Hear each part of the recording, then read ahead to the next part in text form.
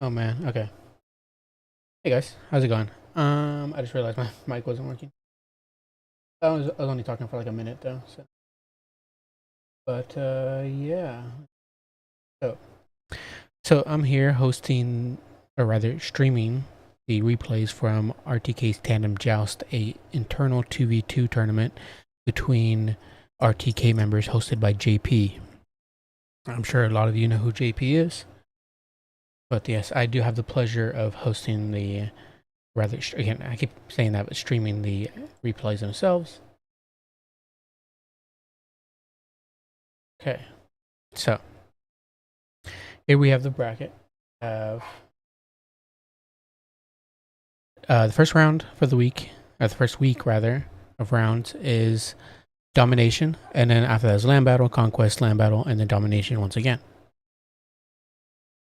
For the matches themselves, we have Pride and Martinius, Harrison and Platypus, Shadow of Achilles, which is, I think, let me see, I think Achilles, and we'll go over the actual players themselves.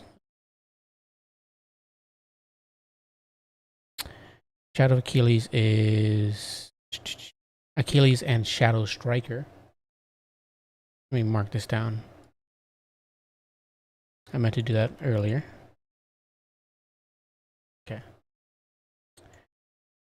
Yes, and then we have Dragon Goat Shaggoth, which is Flamster and Zegsty. Zegsty, not Zegsty. The Mass Holes, who are, let me see who those guys are. Those are Stingers 1, 2, 3 and Random Cuban. Up against No Promises. No Promises being should have sorted days. I think No Promises is one that JP had thought of. I don't know who actually that one is, but we'll figure it out from where we go. But let's just start off right off the bat with Pride and Martinius up against Harrison and Platypus.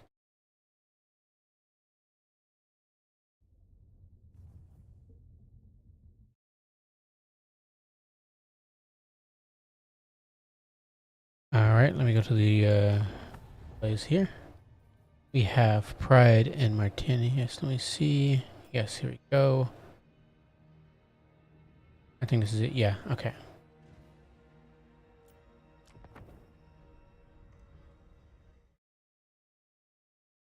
And all the tournament rules and whatnot are in the description themselves. Or rather, in the description of the video. So, if you have any questions about that, you can check that out.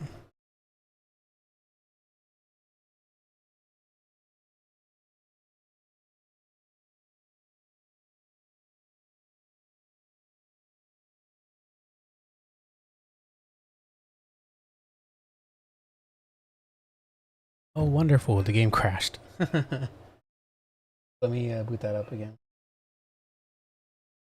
A new subscriber arrives. It fills you with determination.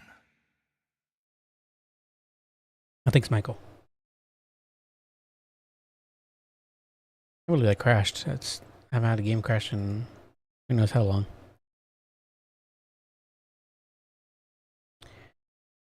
Maybe there's an update I'm missing or something. No, it's just workshop content. Yeah, I don't know.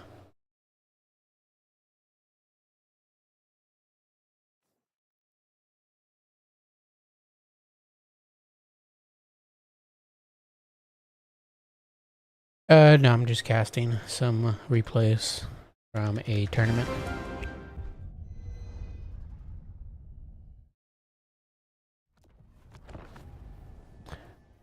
Let's see.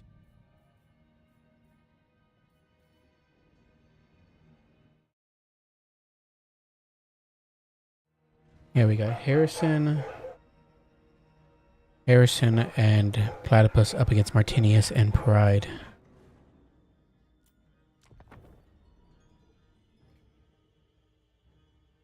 For YouTube.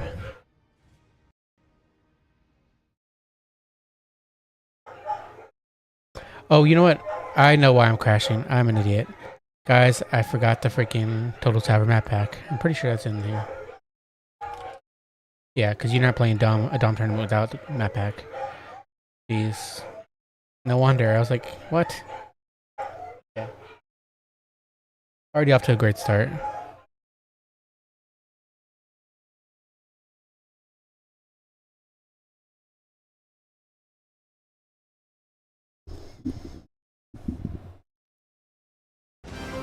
Yeah, my dogs are absolutely wilding. Probably heard like a bird chirping outside and just decided to go off.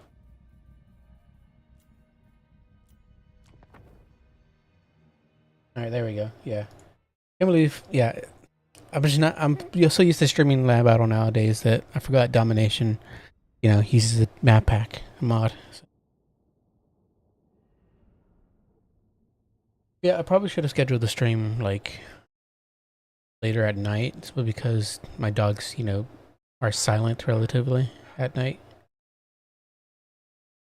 But it's whatever. If they become a real problem, then sure I'll pause it and then continue it at a different hour or a different day.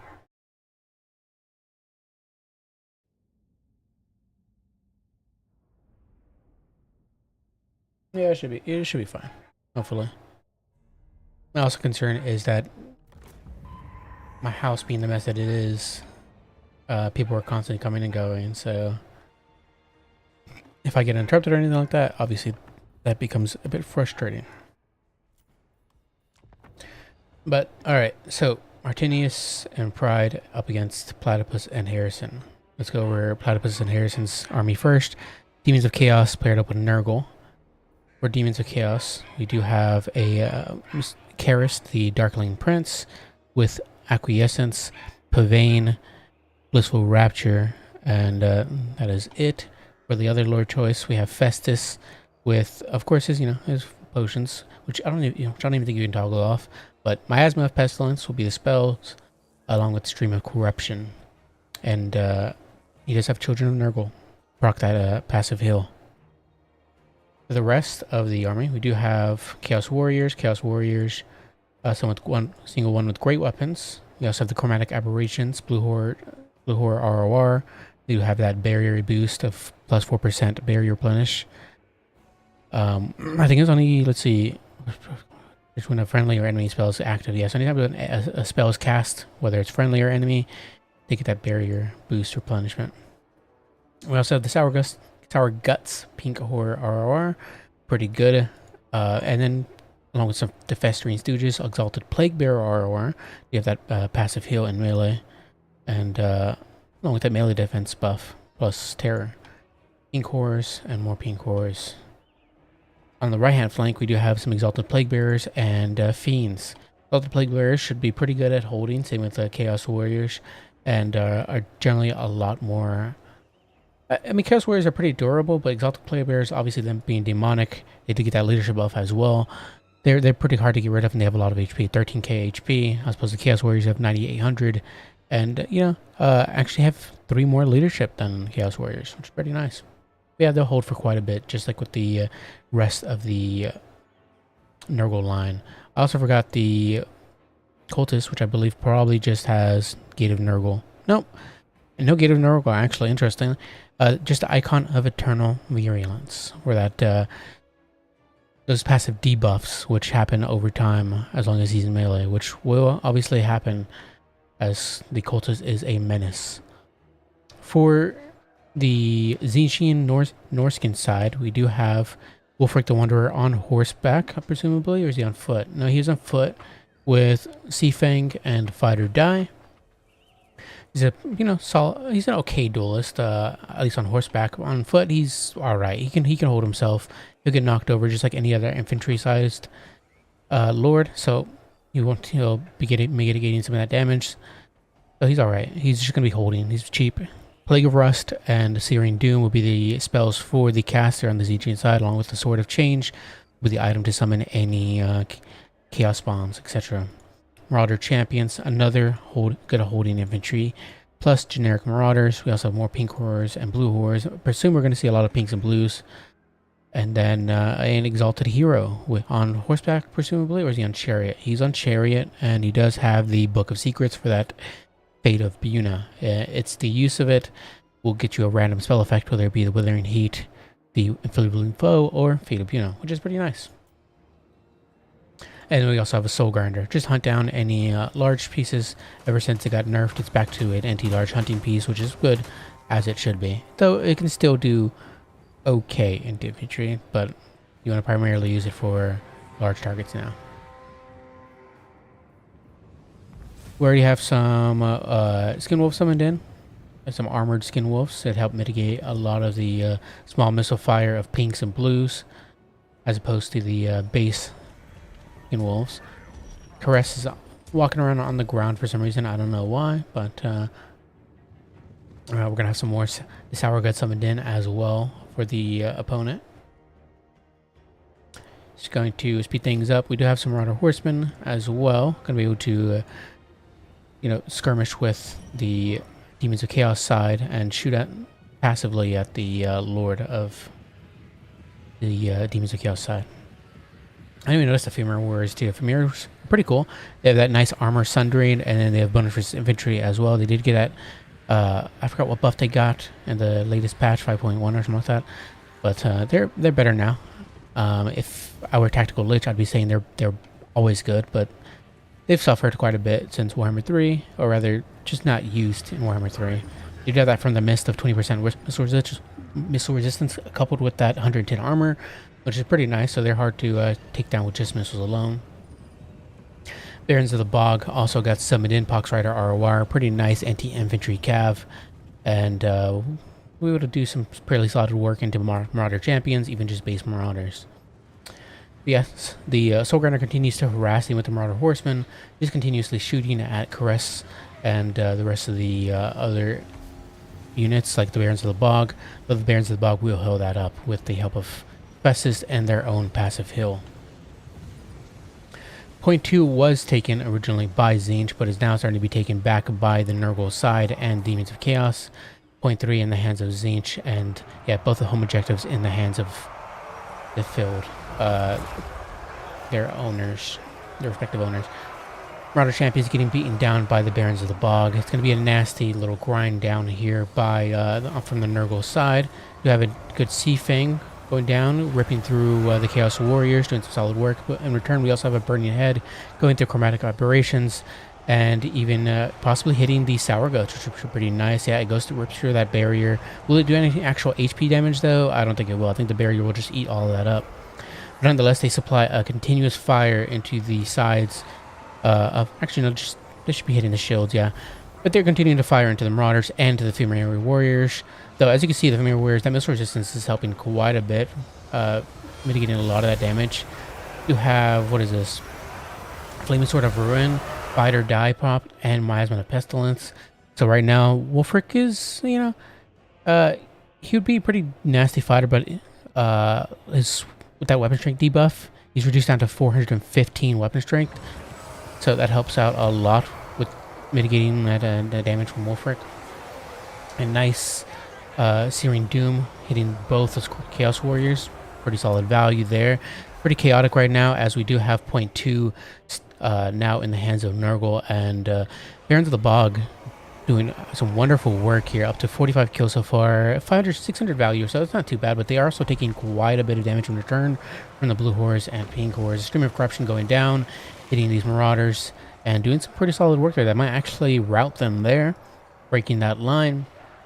The Weird Spawn got summoned in and are trying to help fight off the Femur Warriors, and actually not trying to fight off the Bile Trolls, which got summoned in as well. I didn't even see those guys, but they do have that nice debuff from the Corrosive Bile of -6 melee defense. Fiends got into the fight here with the Centaurs and trying to support those Pink Horrors, and they do actually screen out those Centaurs, sending them back home. So the Dalty Hero running about trying to find a home at the moment, but these Chaos Warriors are chasing him down, though they might end up routing there. Yeah, they actually do end up getting terrified. Nice. So they do rout off. Pink Horse, pinks and blues focus firing these Chaos Spawn, which got summoned in. That's this is actually going better there for the Tzeentchian side, as it is sending those fiends into possibly crumbling or disintegrating. We'll see. Though they do get a fecundity, so it might stabilize them. Sour Guts continuing to shoot in. And right now, what are they shooting at? The Festering Stooges, you know, it helps whittle them down. They do have fire damage, I believe, yes, so help nerf some of that healing received there from the Festering Stooges. Chaos Sorcerer Lord does get dived on by Caress, and Caress, he's a solid fighter. He does have bonus versus large, armor centering, and solid AP values. Though he has to be careful. He's the Chaos Sorcerer Lord isn't a chump in melee, and we do have the support from Famirs and other units like the Marauder Horsemen. So just gotta be careful. Barons of the Bog are continuing to grind it out. They still have 13 models. What is this, a Burning Head going down possible here? You have Hidden Chromatic Aberrations. Might end up finishing them off. Actually, it should send them into Crumbling, and there we go. They're sent into Crumbling, and might end up hitting the rest of these groups over here. But Brest does jump down again, trying to beat down on Wolfric, and he could kill Wolfric here with the help of Festus and the Cultists. Gotta watch out. Wolfric has gotta back out, but he is on foot, so he's pretty slow. Point 3 also got taken by Nurgle, 614 to 387. Looking pretty good here for Platypus and Harrison. Martinez are on their back foot at the moment, as they have now been 3 capped. So things are looking pretty scary. Though the Soul Grinder's still up, no longer has any more ammunition, but could probably come over here and support the fight with that's going on here in the middle. Maybe support Wolfric, I'm not sure, but nonetheless, the Norse and Ice Trolls are fighting out these Pestigores. We continue to get some more fire in from the Sour Guts. They just are continuing to release numerous amounts of missiles into the backs of the Chaos Warriors and such. You have some Chaos Chariots summoned in, but you have Plague Toads in the back line disrupting that, and the Marauder Horsemen aren't able to be microed around to get onto any more valuable targets. To be fair, 2v2s are extremely hectic, so very hard to focus down the appropriate units. Biotrolls making their way over to this blob fight over here. And how's this blob fight going? I mean, we do have the Chaos Sorcerer Lord possibly routing here. Yeah, he actually did get terror routed and might end up getting killed, getting pulled down by that by Festus Mortis engine as well. But yeah, Caress might just finish the job. This Marauder Horseman gets sent off. Famir Warriors also begin routing too, and I definitely think the Demons of Chaos and Nurgle side most likely will have it, though point 3 is starting to be taken back, and yeah, the other team does end up bowing out. Harrison and Platypus do seal it.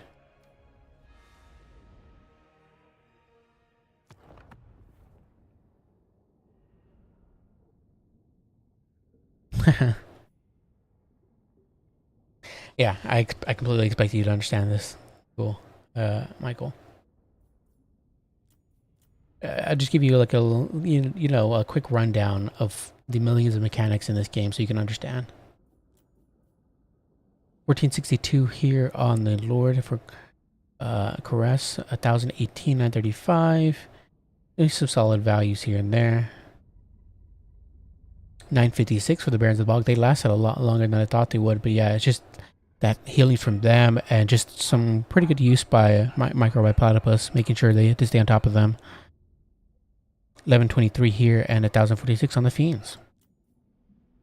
For Nurgle, we do have 671 here for Festus.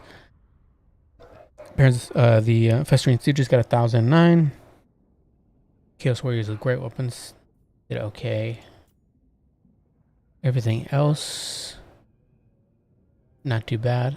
For Martinius, we do have 678, 1213. Some good crossfires there from the pinks and blues, but a lot of the value there was in the Soul Grinder, and even then it wasn't that much. 685. Soul Grinder isn't exactly cheap. Chaos Knights didn't get summoned in. The Firecaster got some solid burning heads. Everything else did fine. Ice Trolls, Armored Chaos, Armored Skin Wolves. Yeah, first game goes to Platypus and Harrison.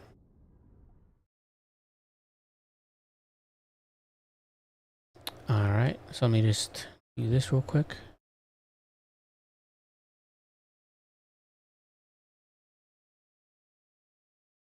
Alright. We'll move on to, we'll just do this, like this way. I know they're numbered, but we'll just go this way. So Shadows of Achilles versus Dragon Goad Chagos.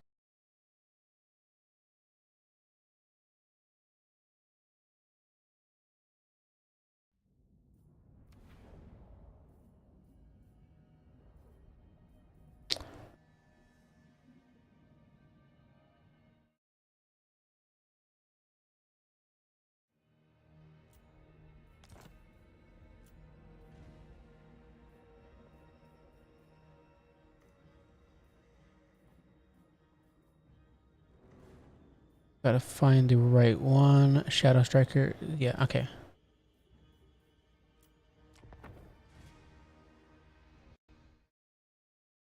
Alright.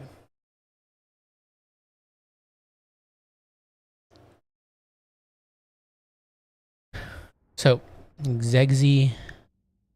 We have, who's this? Zegzi and I think Achilles. We'll get into it. But it is, we have the Beastmen and Dark Elves. And then we also have Dwarves and Slaanesh. Dark Elves and Dwarves can probably be a pretty nasty combo for Beastmen and Slaanesh, though Beastmen and Slaanesh obviously have the speed advantage there against both factions. Yes, we do have Shadow and Achilles up against Flamster and Zegzi. For the Beastman's side, we do have Malagor the Dark Omen with Flock of Doom, Unholy Power for that power recharge rate, and Bestial Surge for that charge bonus and Vigor. For the rest of the Beastman roster, we do have Pestigors, Pestigors as well. Some with throwing axes, some without, presumably. Yes. On both flanks, one being the Grog Hooves of Wolf's Run, the throwing axe RY. They do have Perfect Vigor from that Drunken Bravado, and they also have that passive healing of 0.10% plus for leadership. For the rest, Pestigors, as I said, more Pestigors, and then we have the Butchers of Kalkengard. Butchers of Kalkengard, no surprise, they're staple in pretty much every Beastman matchup. They do have that passive healing and Blood Greed from, of course, them being Minotaurs. But for the Slaanesh side, we do have Azazel with Temptator, Demon's Blade, Lash of Slaanesh, Pavane, and that Blissful Rapture. For the rest, Devoted Marauders will be making up the infantry core for the Slaanesh side. We also have Double Cultist. They do have both, presumably, Gate of Slaanesh. Yep, both Gate of Slaaneshes to be summoning out any Demon Nets, which is pretty nice. So having a back pocket Demon Net to pull out. It doesn't surprise your opponent, you know, especially to like pull out and drop on top of, like, say, like Iron Drakes or like any other ranged components for the Dwarven side or Dark Elf side. So it can be pretty good.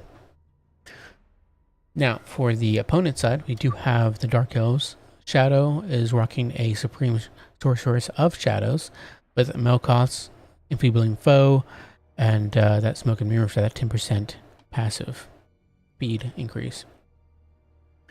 For the rest of the Dark Elf side, we do have Dark Rider's Repeater Crossbow. Got to obviously challenge a skirmishing game for the Beastman side, though if Slaanesh brings any Marauder Horsemen, that could obviously spell trouble for the Dark Elf skirmishing, as obviously they don't have any, the Dwarves don't have any skirmishing themselves, but of course they make up for that with range like Iron Drakes and any Rangers, etc. But as well, the Dark Elves do have Dark Shards, but obviously the Beastman player and Slaanesh wouldn't keep their skirmishing in range of any of the range components from the enemy side. But as well as the Dark Elves, we do have double Bloodrack Medusa, which, you know, is pretty scary, but they're not as great as they were. They were pretty insane, or straight up overpowered with their missile change buff. But now they've been tweaked back a bit and are still pretty good, but not as broken as they were before. But will be an absolute menace. They do have that terror. They have bonus versus large and melee, and aren't horribly inaccurate like they used to be. But yeah, solid AP values on their missiles. For the rest of the Dark Elves, we do have some Black Orc Corsairs with handbows, and yeah, that'll be it. For the rest, for the Dwarven side, oh, we also have some Dark Shards, excuse me. For the Dwarven side, we do have Rune Lord with Wrath and Ruin and Rune of Breaking. We also have Longbeards with great weapons, which is pretty interesting, including the Grumbling Guard, the great weapon ROR. They do have that passive Vigor per second, -1% for allies, which is pretty nice. And they also have ITP, with them being Longbeards. Slayers, and some more Iron Drake torpedoes, 2 of them in total, double Slayer, and then I think that's it. And some more Dwarven Warriors. Right off the bat, we get a overcasted Flock of Doom hitting all these Dark Shards from our torpedoes.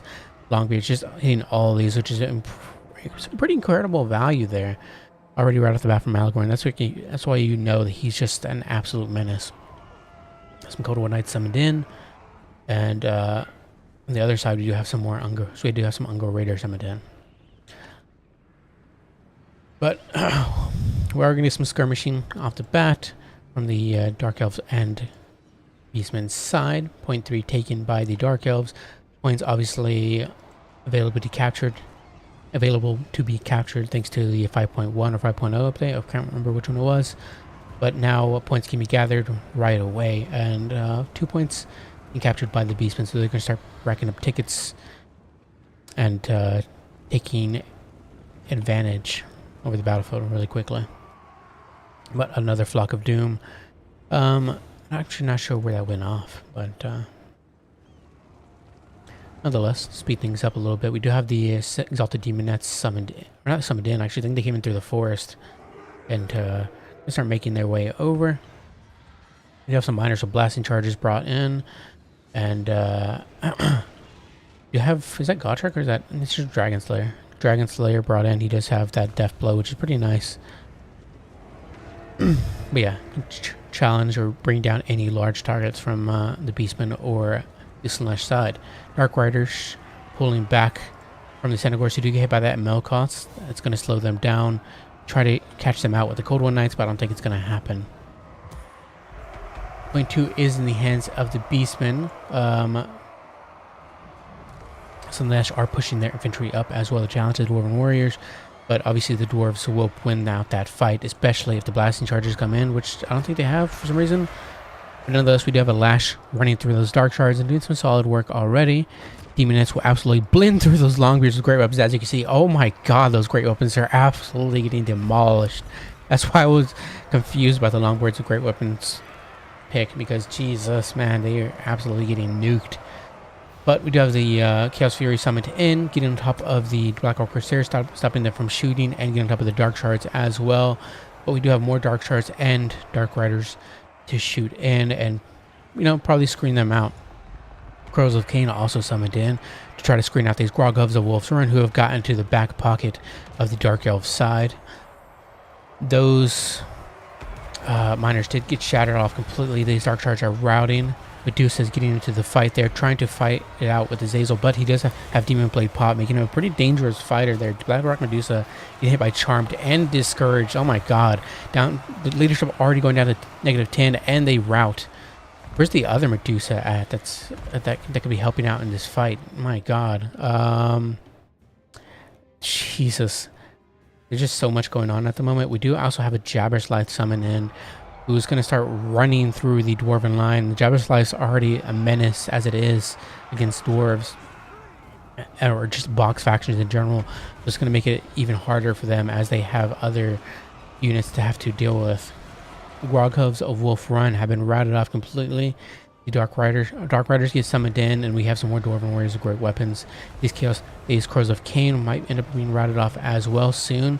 So that's just Harvesters got summoned in and it's been picked. They do surround and might end up killing off these Centaurs with the help of the Supreme Sorceress, though some Pestigors are here to grind that out.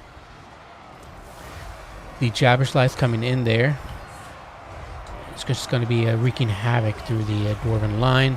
Just finding a home there, and will absolutely make mince meat through these dwarves.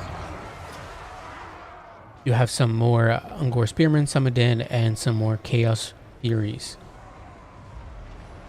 But point 1 still in the hands of the Beastmen, point 2 in the hands of Beastmen and Slanesh essentially, and the point 3 is starting to be taken by them as well. So looking to be possibly a 3-point cap, unless the Dwarven Dark Elf side can do anything about that. But we have Pavane going down on Supreme Sorcerer. Is going to catch her out there. Send her into a fight with whatever's nearby. That happens to be the Pestigors, presumably. Yes, it does. And Zazel tries to catch her out there, but he actually gets punted over by the Dark Riders. So he might find some connection here. Nope, he's not. So the Pavane was, a nice choice there, but it doesn't end up working in their favor, unfortunately. You have the Centaurs of the Siege brought in, trying to support the Butchers of Kalkengard, get rid of those Iron Drakes, and the Longbeards are great weapons, and they do actually do. Yeah, those Iron Drakes are terrified and routed off. You end up coming back, surprisingly, with 7 models, but yeah, they're grotting again, and it's probably spells the end for them. We do have the Dragon Black Slayer summoned in, but obviously they don't want to be fighting infantry-sized targets like the Chaos Furies. And yeah, it's just not a good value trade for them.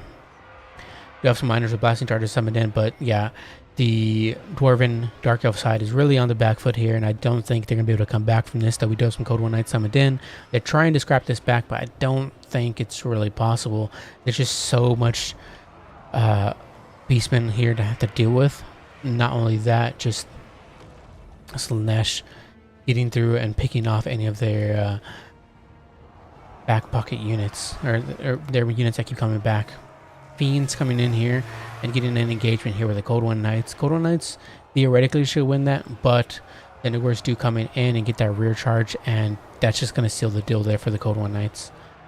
Look at all this massive amount of Centaurs and Beastmen just coming over. Cold One Knights do not stand a chance. So that's just Harvester. How have they been doing? 129 kills, 1941 value. Just beautiful work from them. But I'm sure the star of the show right now is the Jabber's Life. 93 kills, 832 value. Actually, not too much value, but just causing it has less to do with the actual gold damage value itself, and more has to do with the disruption that the Jabber's Life is doing, constantly just running through the back line, forcing them to have to reposition and try to screen them out. But yeah, there goes those Slanesh Harvesters, and then Chaos Furies come to support as well. But yeah, that'll probably be spelling the end there for the Achilles Shadow team there. But look at that value there for Flamster, 12k in terms of gold damage. Just, I'm guessing a lot of it also coming from Malagor as well. 1783 just from Flocks of Doom. So this is a Pavane. Yeah, Pavane's going to force those miners to engage with the Jabber's Life, not being able to give them the chance to throw their blasting charges. And they had some beautiful work there. Dragon Slayer's trying to chase down the Jabber's Life, and he does get a nice little hit in there. But the issue is that Dragon Slayer will never able to catch the Jabber's Life in 1v1 combat. So you might get a cheeky hit in or there, on occasion, but majority of the time he'll just be bogged down by infantry.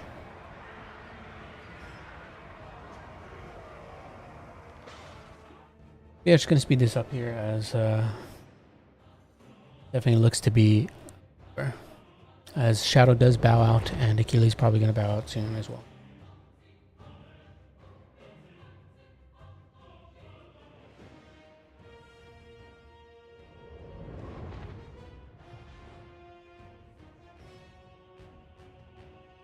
I knew it.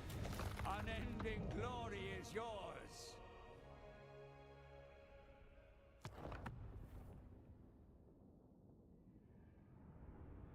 Yeah, solid match from both players. Pretty well played. Beastman and Slanesh are actually a pretty nasty combo there. I actually like that a lot, especially up against like dwarves or like any other stagnant factions.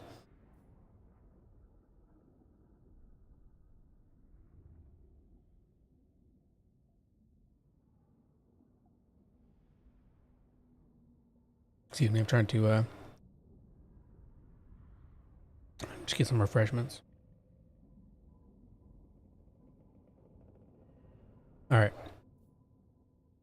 yeah, Shadow tried to play a little bit of the ability game with the Dark Riders and the Black Corsairs, but they really had no infantry for what was coming there from the Beastman side. Same with Lanesh, they had like no mobility or infantry pieces. I guess they try to leave that to the Dwarven side, but the Dwarven side brought Longbeards with great weapons, and you can see how that went. They just got crumped by a lot of the Exalted Demonettes. Though they still had their own, obviously, because you see these two lasted in terms of HP. This one, these two got butchered. Where these two were probably just holding against Marauders, so... But just regular Longbeards could have been fine, or just regular Miners blasting charges could have been fine there. But, you know, this is for a fun tournament, I believe. I don't think there's any prize at the end of it. But 714 here, 958, 420. Yeah, it just seemed like the Dwarven side tried to handle the actual infantry side and only bring a small amount of ranged. While the Dark Elf side tried to work on the mobility and just generally use their cheap armor piercing to get through a lot of the actually I don't even know what you would use it against. Probably just Minotaurs. A lot of your range components from the Dark Elf side. I don't know if I'd bring range components for the Dark Elf side in this matchup in a 2v2. Though I do think the Medusas are a great pick. As for the values here on the Chaos side, we do have 2270 here on Zazel, 733, 1027 on the Cultists. Cultists were a nice choice there. Those Demonette back pockets were pretty nice. 2378 there, absolutely wonderful job. 2767 on the other one, picking up 3 chevrons. And then the reinforcements, we had 1194 from the Fiends, 324 here. Only 2 of them were summoned in. The Chaos Furies did a wonderful work, just jumping in on the Dark Elves ranged and the Dwarven ranged. And really not being able to contest it there, unless without the Dark Riders and Cold One Riders. But the issue is the Cold One Riders just got shut down by the Fiends, so, and the Centaurs. Let's have Beastman's side. We have Malagor with 1842. Pestigors did solid work as well, 1128. Even then, I think even they trade up into Longbeards as well with great weapons. I think the Longbeards with great weapons trade good into anything, really. I suppose like Chaos Door, I guess any armored infantry, but I mean like in general against other AP infantry. 696 for the Gore Herd, 745, 1075. Not too much value, but we do have some pretty good value here on the Butchers of Kalkengard at 2069. They did some beautiful work.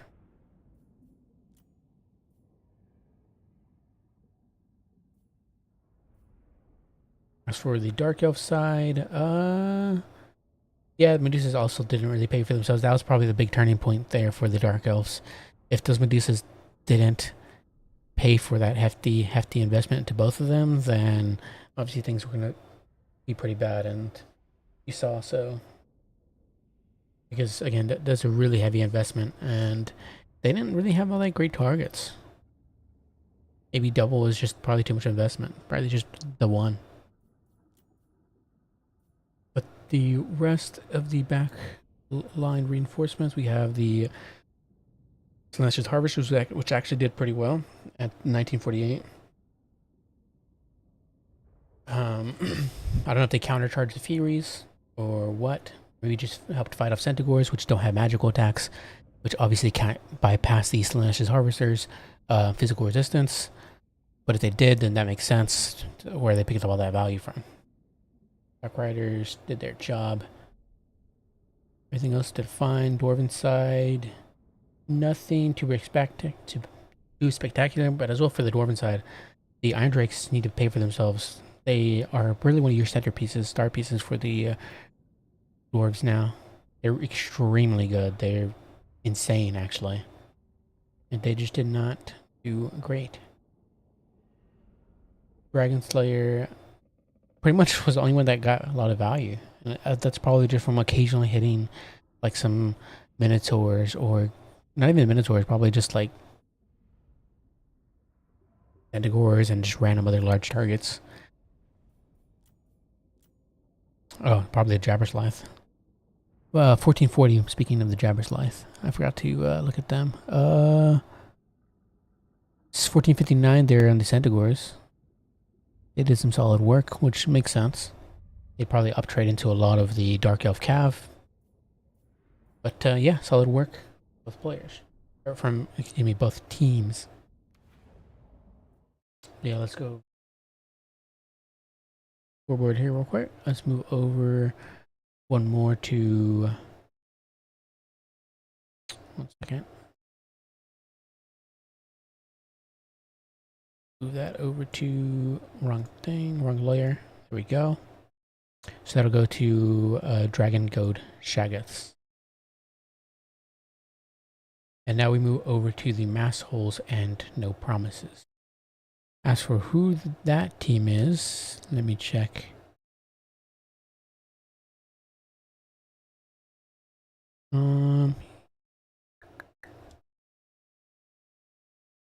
I see. The non-promises is Boss Toss and Houseplant. I think.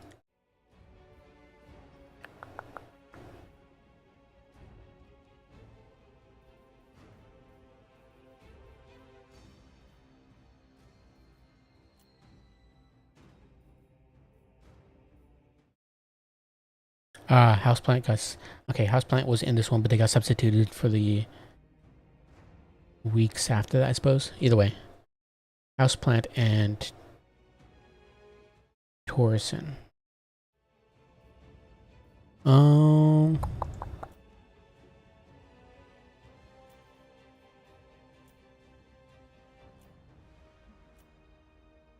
Here we go.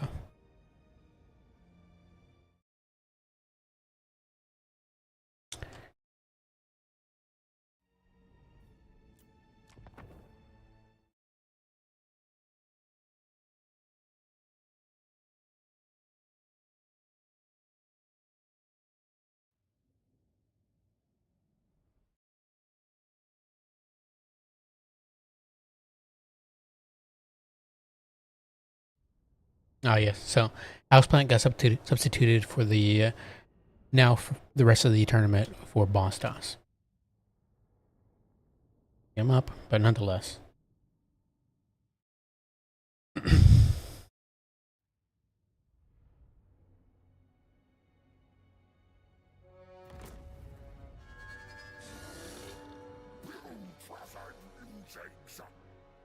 But alright. For the High Elves and Nurgle side, which is... This is heresy. This does not belong. These two factions should not be working together, but nonetheless, we have Teclis, Birdless on his Pigeon. Or rather on his Arcane Phoenix, whatever it's called. With Bound Fiery Convocation, the Sword of Teclis, Flock of Doom, and Regrowth. On his Pekla, on his little bird here, he does have Attune to Magic, so pretty nice. 10% ward save and magical attacks if the Winds of Magic are higher than 15. But typically you want to be spamming out spells, so most likely not going to ever see that in use. Potion of Shoroi for that heal and word save. Kindle Flame and Wild Heart for those power recharge and weakness of fire damage, plus Greater Arcane Conduit for that spell mastery. For the rest of the High Elves, we do have White Lions, Spearmen, and more White Lions, along with the Pure Main Company, the White Lion RR. They do have Guardian, which is pretty nice. So pretty solid fighters, and they have Armored Sundering as well.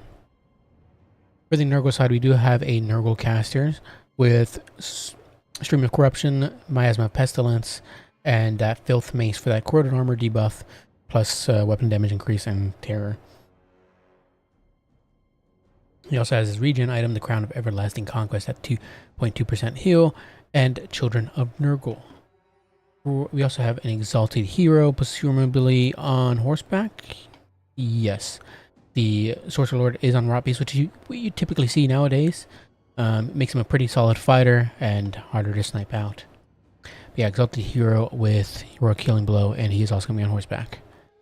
It'll help fight the little This little core in general is what you see a lot nowadays. It's kind of hard to contend with. Gotta be careful.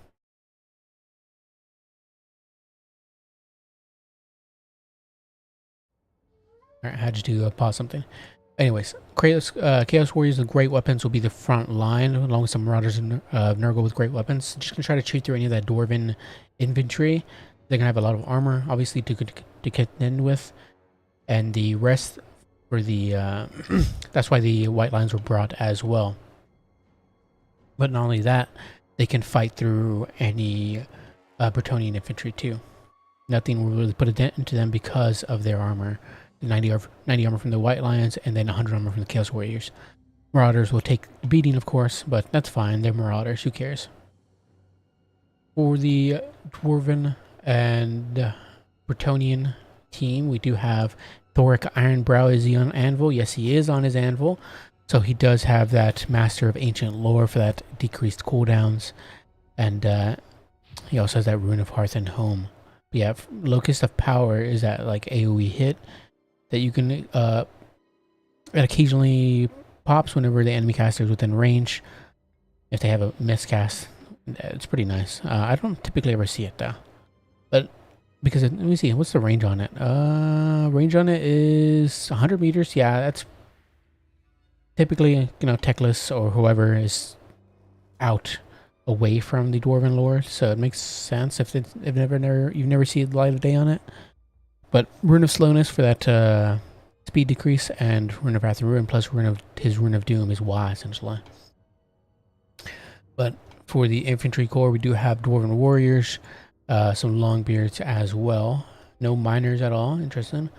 We also have double cannon for the artillery pieces, going to be trying to contest any large targets from the Nurgle or High Elf side, as they know that they do have the artillery supremacy. Reliquae from the Bretonnian side coming over. But speaking of the Bretonnian side, we do have Spearmen at Arms, a whole bunch of Spearmen, some Grail Knights up in the front left vanguard. We also have the Fey Enchanters leading them with Awakening of the Wood, Earthblood, Chalice of Potions, and Favor of the Fey. Of course, the Blessing of the Lady and Life Bloom. Also have double Paladins, so Fey and double Paladin meta, bringing that back. We also have some more Grail Knights as well, and that'll be it. The Grail Reliquae does it. Yeah, it'd be buffing up the Dwarven Warriors as well, giving them ITP, melee attack, and leadership. So that's pretty nice in 2v2s. Nasty Flock of Doom hitting the Grail Knights. Not an overcasted one, I think it was. Either way, I thought the Grail Knights not have... No, they just have ward save, which is still good. I thought they had spell resist, but no, it's just ward save. And it does help mitigate some of that Flock of Doom damage, but as you can see, Flock of Doom is just still so good that it does that pretty good damage, as even with the ward save. But Grail Knight's getting nasty little charge there with that Lance formation, pulling through those Marauders of great weapons as they don't have much mass. And though they get hit with that Miasma Pestilence, slowing them down. No, actually it's the... Yes, Miasma Pestilence plus the poison from the... Pestigors. Actually, no Pestigors. Just poison from the Marauder's Eye. The Marauders do have poison, so yeah, just slowing them down, giving them time to proc a little damage off of them, especially the Flock of Doom, and they're already down to almost half HP from that engagement, so probably not really worth it. But they're going to be taking damage either way from the Flocks of Doom, so might as well try to get any value they can. Yeah, 129 value just from that initial charge is nothing to really scoff at. Really write home about, excuse me. But cannons continue to fire, or beginning to fire in. Not really have any great targets at the moment, just Marauder, so not going to get much value there. But they can start switching over to maybe the Chaos Furies. I'm not sure. Something probably needs to be summoned in here to protect those cannons, as we do have another one summoned in. My God, triple cannon. Defenders of Bordeleaux also got summoned in. The Knights Errant ROR. They do have pretty decent stats with the Impetuous, so if they're charging, they get ITP. Plus, they do have Frenzy, which is nice. But we do have the infantry beginning to engage. Going to speed things up a little bit. The cannons continue to fire in. Now firing in at the Exalted Hero and Nurgle Sorcerer, who are mounted, as you can see. So Well, pretty decent targets if the Nurgle player doesn't pay attention. It was a pretty nice arcane. What is it called again? I already forget. But it dodges, one dodges it, but it hits the other. And that's some pretty solid damage there from the Longbeards. Ruin of Wrath and Ruin hitting those Chaos Warriors with great weapons, doing some solid work. But I think those Longbeards are probably going to get finished off or routed off. Though they're down to 20, they're up to 21. Not too bad. They are dwarves, so what you think would be a good route, like a hammer and anvil route on any other faction, to turn them to run away. But considering it's the dwarves, they are probably going to hold still and frustrate the enemy team. The spearmen do get onto the point, and Spearmen do get a nice lineup. Probably need to charge in there and help out in the fight. The Enchantress getting chased down by Peckless, which is obviously not great. She needs her I can't think of the names there, Paladin bodyguards, because she might end up routing here, which could be a pretty nasty pick there for the High Elf side. Stream of Corruption going through the Ironbreakers, but obviously Ironbreakers have 125 armor, so it's not going to do a whole lot of damage. You have a possibly Regrowth or as an Earthblood hitting the Enchantress, peeling her up. Nice target, obviously. Spearman Company do get a charge into the Spearman arm, but for some reason they're taking so much damage. Oh my god. Why? I don't know what that was from. Maybe from something else. But Dragon Princess summoned in, and they do get a charge there on the Pestigors. Rather, excuse me, that's their own teammate. They get a charge there on the Knights Errant, excuse me. And the Knight Errant aren't looking too great. We do have a Chalice of Potions hitting those White Lions, doing some pretty solid damage there. Pretty nice catch. The Grey Knights are also being dragged down at the moment, which is not looking great. 23 models, 1300 HP, not a whole lot of value. 716. Regrowth, presumably, or is that Awakening of the Wood? Awakening of the Wood hitting the Chaos Furies and Pestigors, slowing them down. Try to get those Knights Errants away, but yeah, those Knights Errants are being absolutely dragged down to the pits. Chaos Sorcerer Lord does get routed off, and the Paladins are being bogged down by a lot of that mass there from the Nurgle side. Defenders of Bordeleaux do have Peckless surrounded, but they get supported. He does get supported by the Fireborn, so those defenders will be routed off and probably finished soon. Knights Errant and these other Knights Errant trying to just cycle charge into the Pestigors, doing some solid work, and now they get a charge into the Progress Pride, who are large targets. So that'll be pretty good engagement there, as you can see from the damage spike there. Taking a lot of damage. They only have 35 armor and not a lot of melee defense. Plus, obviously, they don't like being charged. If you want to be, if you bring in White Lions at all, or rather Lions, or the High Elf side, you just got to be careful with getting them charged, because again, they will take a lot of damage very quickly. Fireborn did help out there with the Cav engagement around Peckless, but now are being dragged down by multiple units of Cav, though they will survive for quite a bit.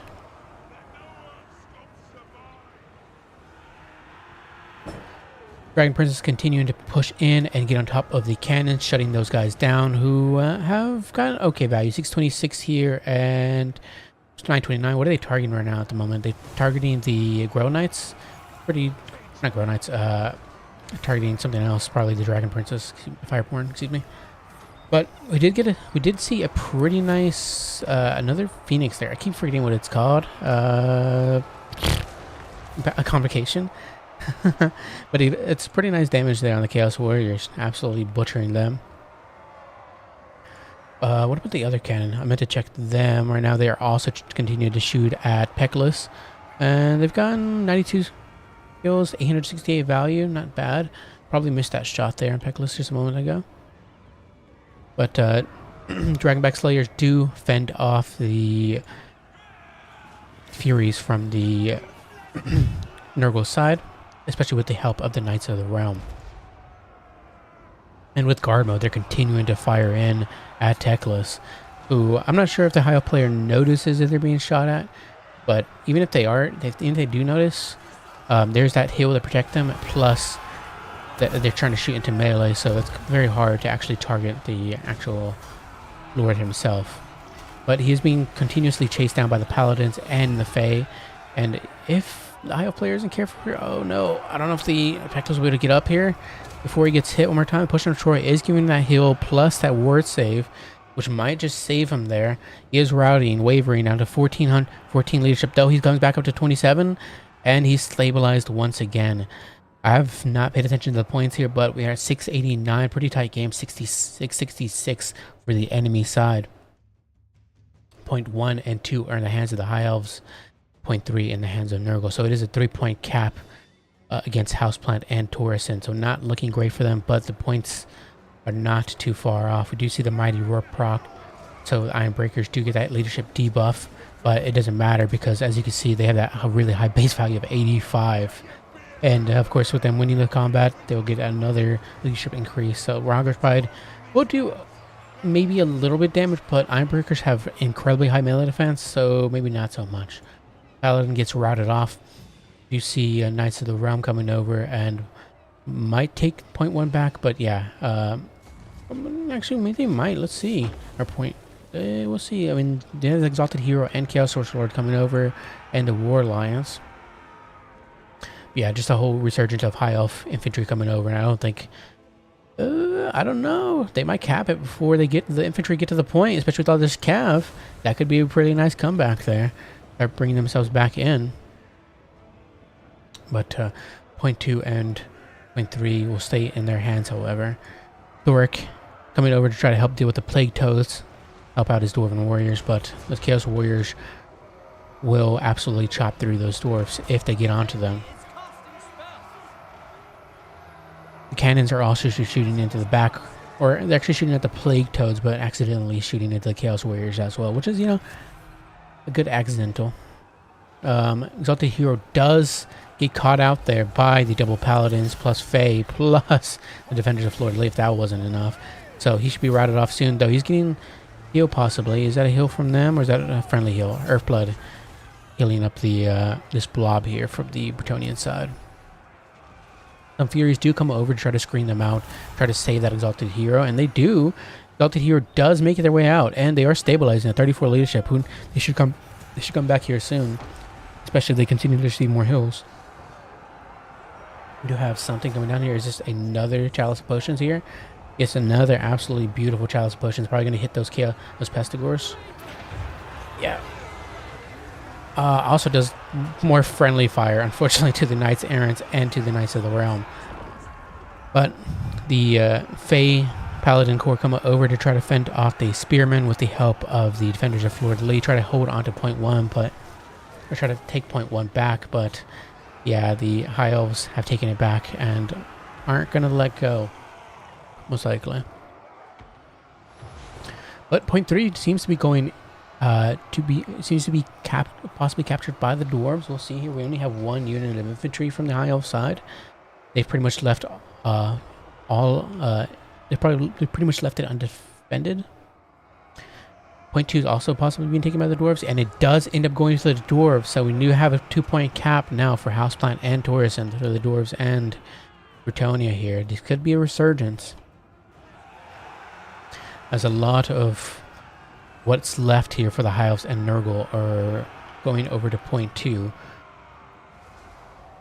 We'll speed things up here a little bit, but the double Paladin Corps are still up and being an absolute menace, trying to chase down the Exalted Hero and just finish off, say, like the Barons of the Bog, who actually do get summoned in. I didn't notice.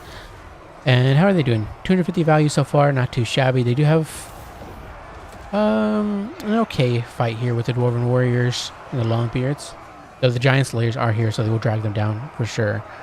Fireborn coming over, and not probably a fight you want to pick if the Giant Slayers are there, so the High Elf player is going to pull out those Fireborn.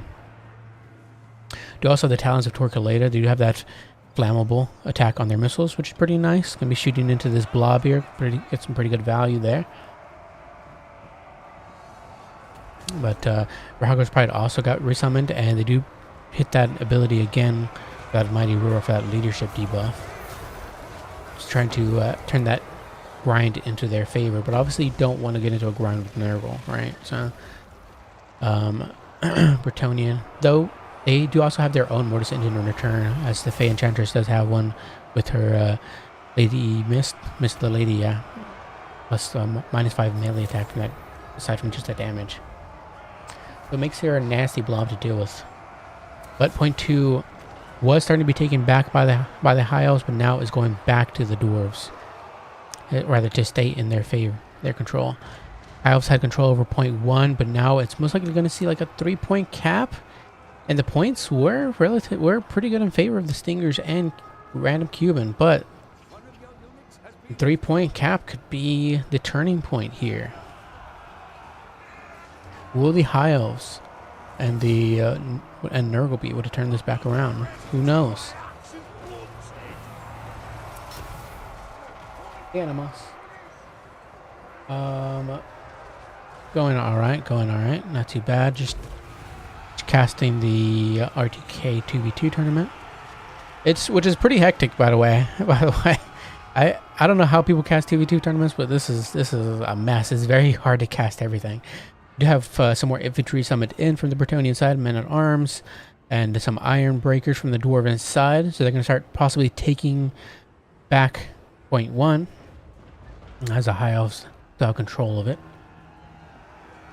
If they can hold on to point 1, the High Elves, they could win it out, as they're up to 1396, 1400. They just need 100 more points, but it seems like the Bretonnian and Dwarven side are going to be taking it back from them. They could sneakily try to take point 3, as they only have Dwarven warriors and miners. Are these iron breakers? Are the iron breakers here? Yeah, they do have some iron breakers here, so they'll be hard to get rid of. But if you just outcap them, you could take point 3 back. That could be a pretty solid play. But what do we have here, really? We have some Marauders who are being sent off. We have some more Pestigore summoned in. Fireborn are badly beaten. The Rahagr Spider are badly beaten. Talons of Torquilada are running off. We have some more Dragon Princes and Spearmen coming in, along with some Chaos Warriors.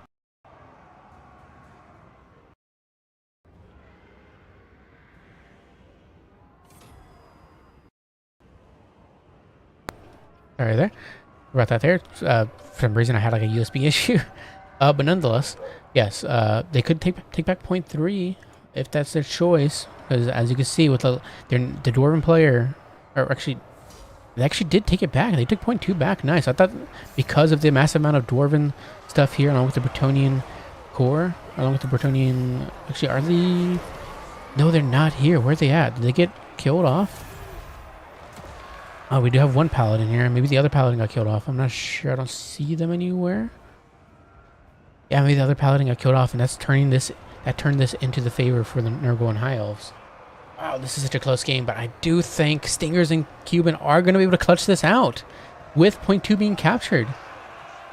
I know it's slowly being taken back by the Bretonnian and the Dwarven side, but I don't think it's possible. 20 points away from victory. And this is such a good scrap back there from Houseplant and Torrison, but I don't think it's possible. No! Oh, okay, yeah, okay, the Dwarves do take it back. Oh, no! 11 freaking points away from victory for the High Elf and Nurgle side. What is happening here? You're not telling me the Dwarven and Bretonnian side are going to take this back. We do have some more War Lions coming over, trying to support the Spearmen, try to get through those miners. If they can send those miners off, that could help turn things around. Yes, it does. It immediately starts flipping the objective. Now they need to get onto the Iron Breakers or send these Furies to rear charge maybe the Iron Breakers. I'm not sure. Just try to break them off as soon as possible. But we do have the Ground Knights summoned, brought over. Same with the Miners. This is looking pretty bad, folks. Oh, no. I mean, they still have the cap weight advantage, but the Miners are coming over, and that might flip it. That might just flip it. They do have, what, 3 infantry weight? I thought you could see it now, but I guess not. Yeah, there we do. 5 capture weight. Right, it's 3 for Monstrous Infantry. But Peckless is trying to stop them, but it doesn't seem like it. And it does go to the Dwarven Bretonnian side. They turn this around. 11 points away from victory for the High Elves and Nurgle side. And Houseplant and Torrison managed to bring it back. What a freaking scrap.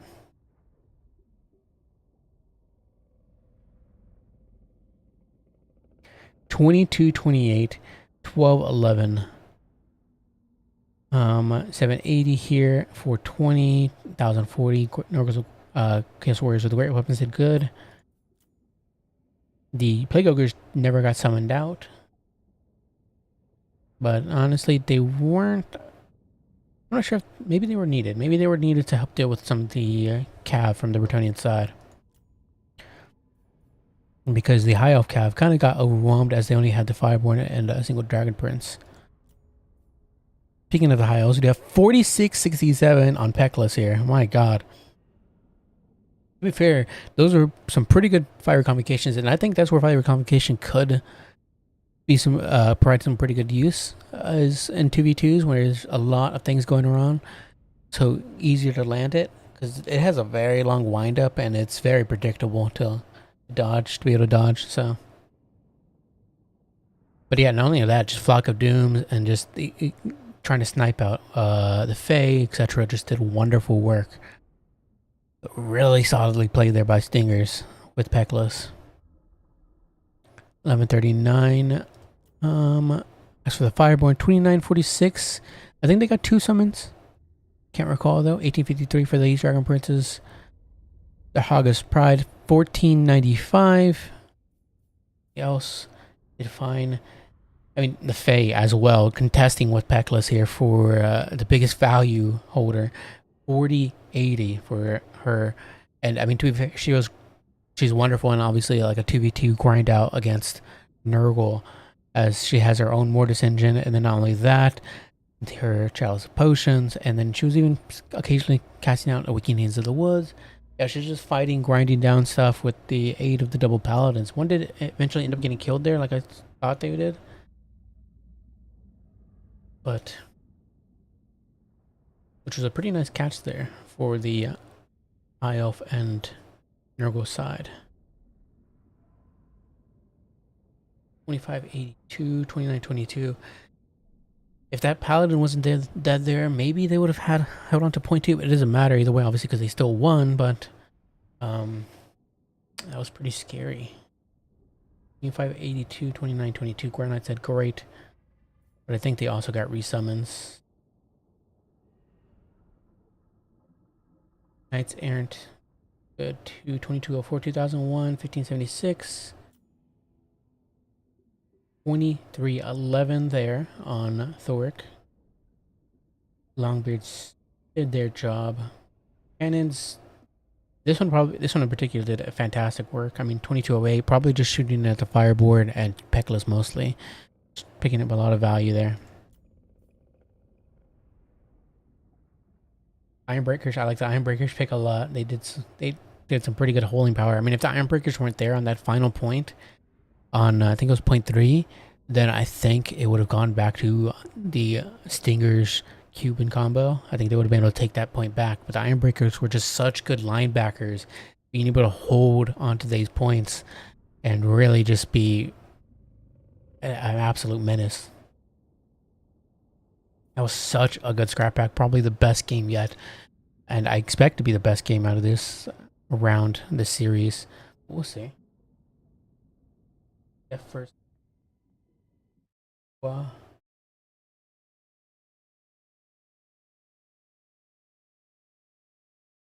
This one goes to, I think they're, let me see, the No Promises is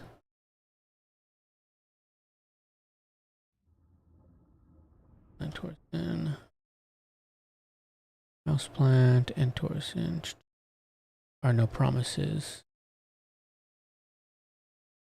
Yeah, okay, so No Promises. Let's see. Alright, so yeah, they'll be taking the win there.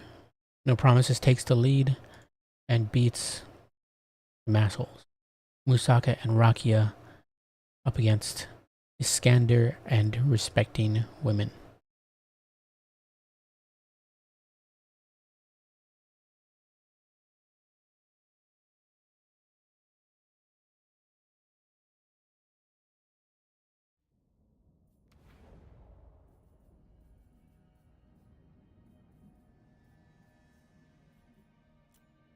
Delete that one. All right. right. Let me just find it real quick.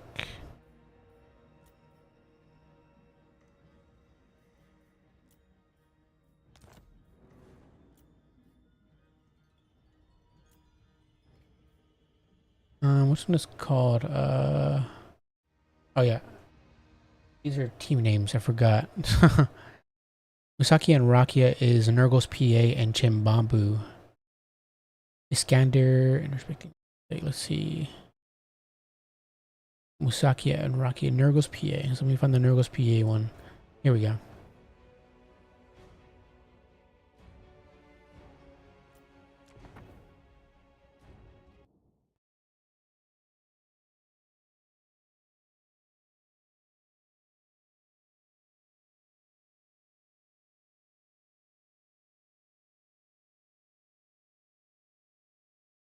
So we do have Iskander on the Beastman.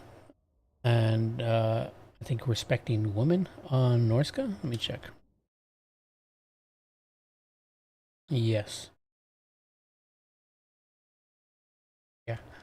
And for the other side, we'd have Nurgle's PA on presumably dwarves. Yes. Yeah, Nurgle's PA on the dwarves and Chimbambu on the high elves.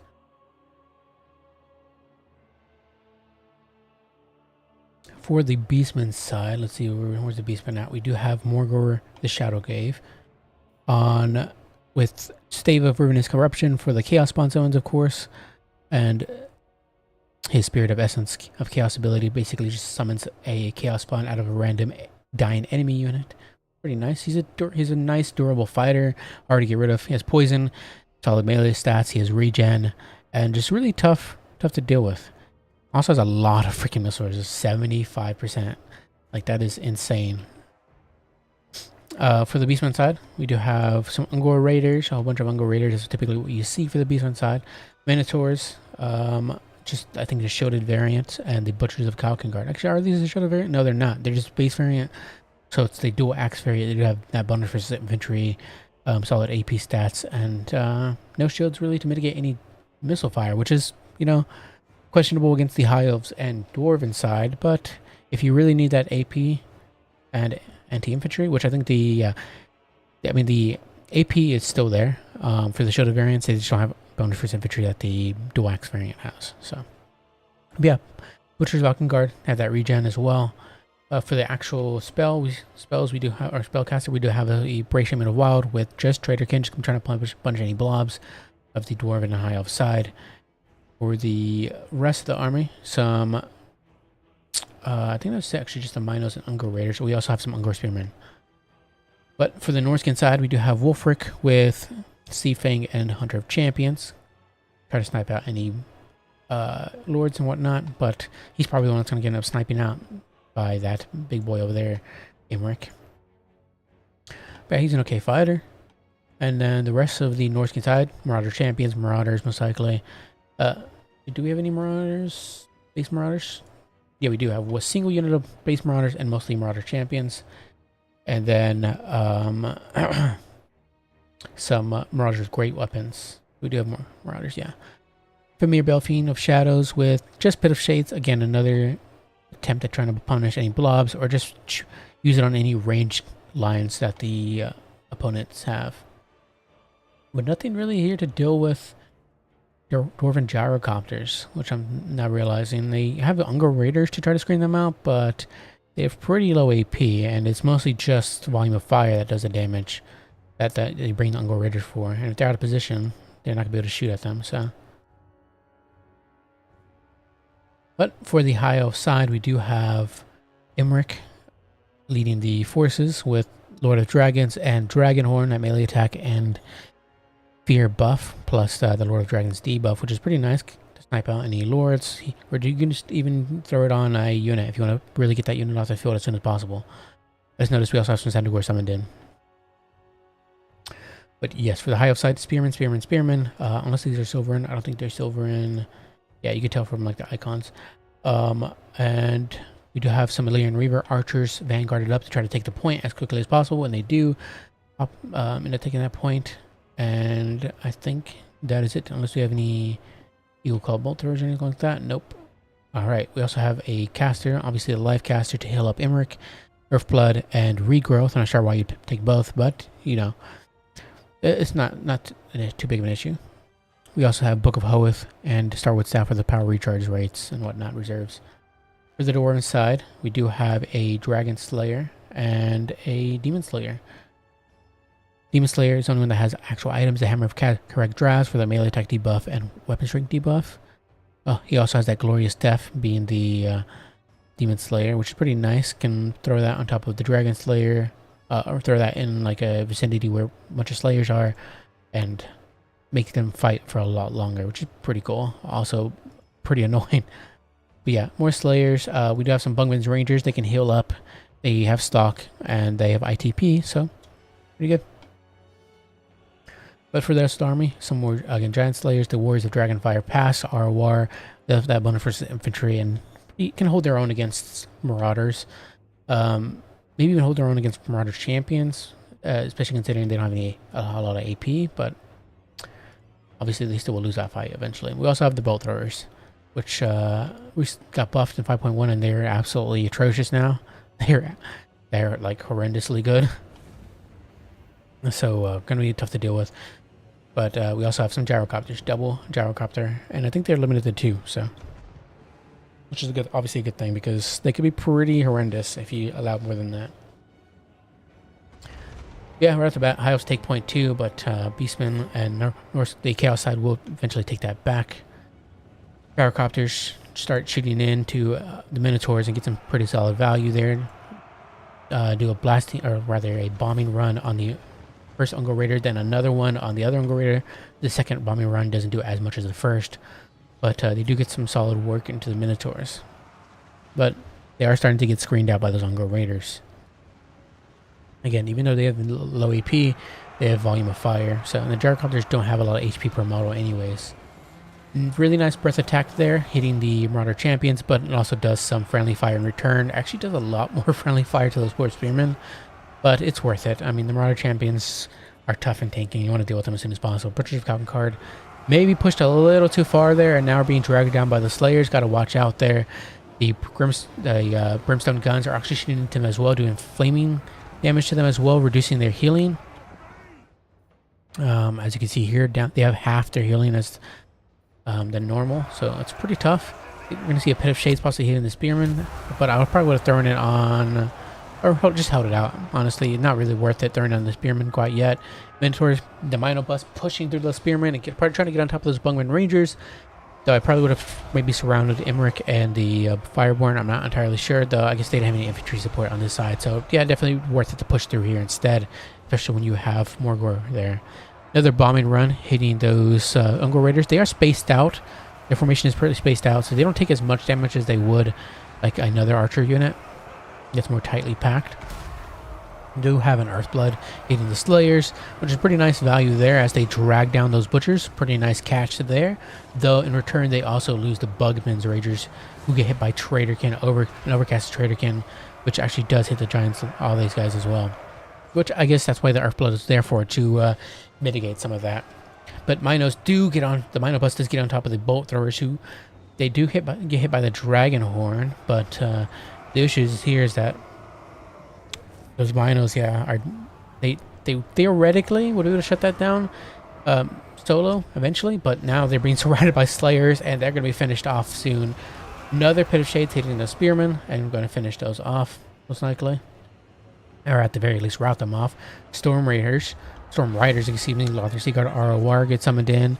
I'm not sure what they have over the base variant besides like some missile stat increases or some general stat increases, but nonetheless, point 1 is taken by the High Elves. Point 2 got taken back by the Norskin, by the Chaos side. Let's see what the Order faction can do about this. The Slayers the Dwarven side is doing pretty good at keeping these Minotaurs off their important pieces, but the issue is that a lot of their units are being tied up back here. You know, the Gyrocopters, the Brimstone guns. Obviously the Brimstone guns are also Gyrocopters, but nonetheless, I mean, even the Leon River Archers are back here shooting as well. A lot of units are tied back here instead of on the points. But going for value trading, could be obviously a pretty smart choice there. As right now, the Dwarven side has 5,304, which is not too bad. As opposed to Norse only has 1,600 and Beastmen only have 4,700. Butcher's Guard pulling back. They did end up surviving despite that initial engagement of pushing way too far in, which is pretty nice. Gyrocopters do get a beautiful shot there, a volley there into the Ungro Raiders, and now the other gyrocopters are coming over, and yeah, those Ungro Raiders will not be seen light of day anytime soon, any longer.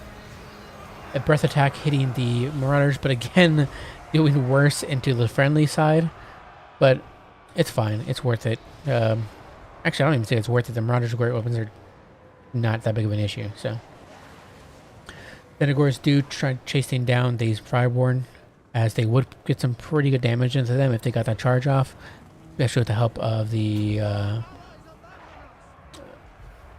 especially if they got the help of the Piece of Tashnar. But Imric does chase down the Piece of Tashnar, get a rear charge on them, and turn around the Fireborn and charge down the Centaurs. So that's a pretty nice engagement there for the High Elves.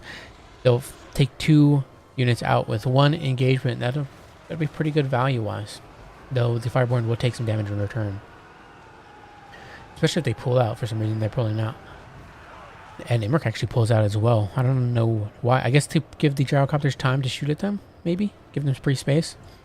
Butchers push through and get on top of the Storm Riders and end up routing off the Storm Riders, unfortunately for them. As long as the Spearmen too do have some more Illyrian Reavers summoned in. Try to screen out Wulfric as he's trying to chase down and snipe out the Mage Life. The Life Mage. Mage Life. But yeah, a lot of Slayers just tied back down here and now having to fight Marauder Champions, which is obviously not great. Spearmen as well. We do have some more Rangers summoned in. Gonna start shooting in, maybe even shooting at the Bray Shaman if need be, as he's left by himself, or the Spearman, the Silver Guard, to be sent over and pull him down. If the Beastman player isn't paying attention, that could, help things out a lot. But point 1 is in the hands of the Dwarves. Point 3 and point 2 are in the hands of the Chaos side. 672 up against 386. Who got shut down here? I believe for maybe the Demon Slayer. Yeah, it seems like the Demon Slayer got killed there, and it's pretty tough for them. Pretty rough. Breath attack, hitting these Marauders' great weapons. Again, not really worth a breath attack, but I understand just wanting to get those out so you don't forget about them. But definitely would have been worth it to just do it on the Marauder Champions, or heck, even on Wulfric if need be. But Imric does come over, tries to snipe out Wulfric. I think it would have been better to snipe out, like, say, the Familiar Bellfiend, or try to turn this fight around with the Norscan Ice Trolls. Either way, Imric definitely needs to get in there and start getting some of that value he desperately needs. I don't know why he would jump in there on this fight right here when Wulfric is just going to come around and start fighting him down, especially with the Hunter of Champions. Bring him down to 16 melee defense. But I guess he could just get out of there, as he does have the mass. Do we see a Sea Fang? I did hear a Sea Fang. Yes, it is a Sea Fang gonna rip through his own Marauders, unfortunately. Doing more friendly fire, but Wulfric is a Norskin, so he's known to be a bit treacherous. Some beautiful volleys there from the Brimstone guns there on the Centaurs, hitting them with that burnt and doing some solid damage in general. But in return, the Rangers do get shut down, quite unfortunately. A lot of the Dwarven range components are just getting shut down in general. And it's very not able to control their backline, protect their backline at the moment, the Order side. But we do have a lot of Order coming back. We do have some Miners, plus the Dragon Slayer as well, making it over to point 2, but seems like the Chaos faction does have that on lockdown, unfortunately, at the moment. Silver and Guard need to start moving up, try to help out with the points. I think with the Lothern Sea Guard, they need to start shooting in at, say, like, the backs of the Marauder Champions, or just shooting in at, like, Centaurs, etc. Get some value. But yeah, like the Silver Guard are taking a pit of shades, as they were just kind of left idly by. Imric needs to get in there, start making some solid choices there. You could try to finish off those Norscan Ice Trolls. If he gets a charge in there on them, he could rout them off completely, especially with the help of the gyrocopter shooting in. Or we're just causing some havoc there, trying to force the Lothner Sea Guard to stop shooting, and he does, as they're not on guard mode, being forced to shoot at the moment. So they're not shooting like they need to be. As these Lothner Sea Guard continuing to fire in as well, shooting at the Centaurs of Zinj has a pretty good target there, especially if the gyrocopter starts shooting in as well. Point 1 still in the hands of the Order Tide. But the other 2 points, you really got to catch one of these. 3 is relatively undefended, though they could easily move over there. So either way, you need to make a move for one of them, as it just seems like Order Tide is not going to bring this back. But to be fair, Nurgle's PA is not a domination player, by the way. I don't know if Jimabu is, but Nurgle's PA is not. They do have been experimenting with playing it. But either way. And the Bracesham Wild does finally get sniped out. Emmerich finally doing his job. You can just kill that caster real quickly. Yeah, I don't think, unless the Order Tide start making a resurgence here and forcing point 2 away from the Chaos Tide's hands, I don't think things are looking great. The Norskin and Beastman side do need some more bodies on the field, though. They do have quite a few. They have the Marauders, they have a bunch of Norskin ice trolls, but it's mostly like Norskin side, really. Beastmen just mostly have monstrous units at the moment. So some more Beastman units would be great. If the like High Elf player and Dwarven side are able to like get like an envelopment around and capture point 2, that could be pretty nice. Start summoning some infantry. But as you can see, they're struggling as it is with point 1. I mean, they do with the Minotaurs and then the Centaurs in their back line. Plus the Wolves. Yeah, I think this is going to be going to the Chaos Tide, unfortunately. I don't think there's going to be a sneaky comeback this time.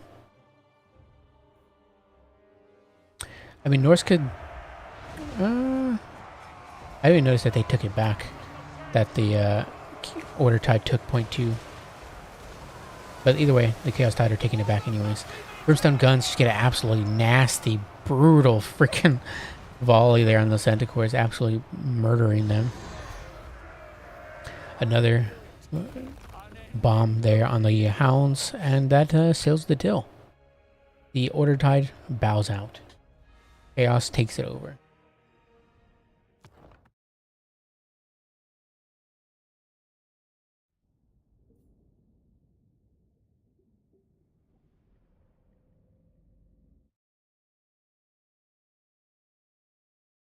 Let me check something real quick here.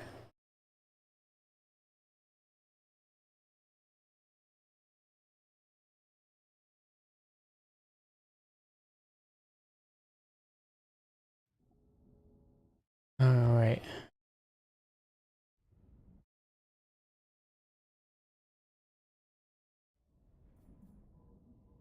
Up the thing here.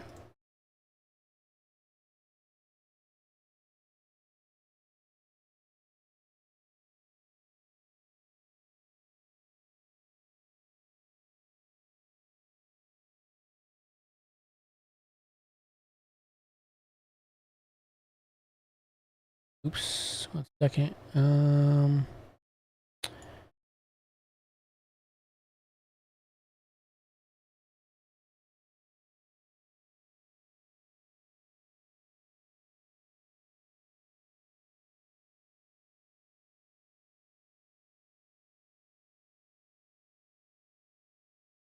All right. One more. Okay. All right. Show this real quick. So, as you can see, we do have No Promises took their win against Massholes, and then for this side, we did have Iskander and Respecting Women take the win against Musaka and Rakia. I'll move this over. Actually, let's see which one this one is.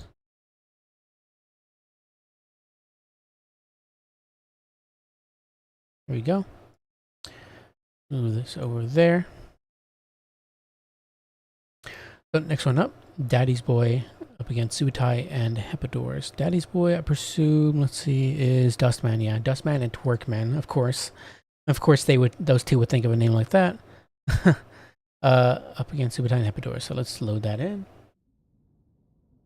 How things are looking. This beautiful, beautiful bracket, by the way, made by JP. Or actually, JP's wife, not JP. But nonetheless, JP gets credit as well for asking. Reload the in.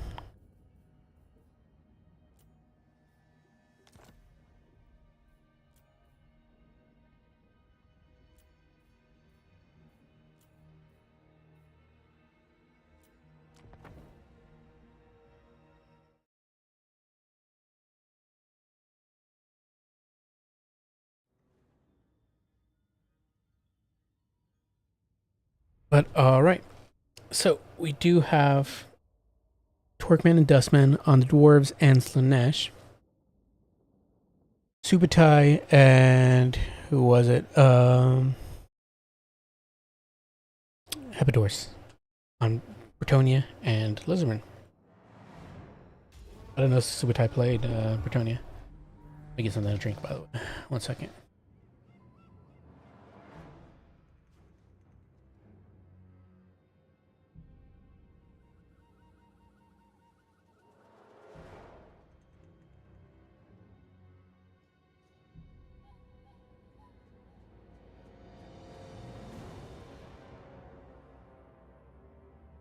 Okay, so JP did tell me that there was some, errors and whatnot on some players' sides, having to do with like picking bad units or whatever. And not only that, like sometimes people end up picking the wrong maps. So this one is the total. This isn't the Total Tavern version here. This one is the CA's map pack, and CA's map versions seem to be bugged and a lot different than the Total Tavern ones, and not in good ways, unfortunately. They changed them, and they unfortunately messed up a lot of them. So typically requested to use the TT map packs, but the maps, but it is what it is. Happens. They picked this map. How it goes. But for the Dwarven side, we do see another Thoric, unfortunately. Oh, do I hate seeing Thoric. But he isn't on his anvil this time. He is on foot. You got Rune of Wrath and Ruin and Rune of Speed. We also have Rune of Hearth and Home. Got ITP and Vigor. For the Dwarven side, we do have Longbeards, Dwarf Warriors. We also have some Ironbreakers. Cool. I love seeing some more Ironbreakers. I'm sure their opponent feels differently. But Ironbreakers aren't invincible. They're just annoying to have to deal with. But speaking of another team that should not be going together at all, Dwarves and Slanesh, excuse me? Hello? Why? No, not okay. But Slanesh has a mobility that the Dwarven side does not, so it fits in. No range components for the Dwarven side. Slanesh side, however, we do have Herald of Slanesh, presumably on her mount. Yes, on their mount. With Pavane, Lash, and the Portal Glyph for the Fury summon.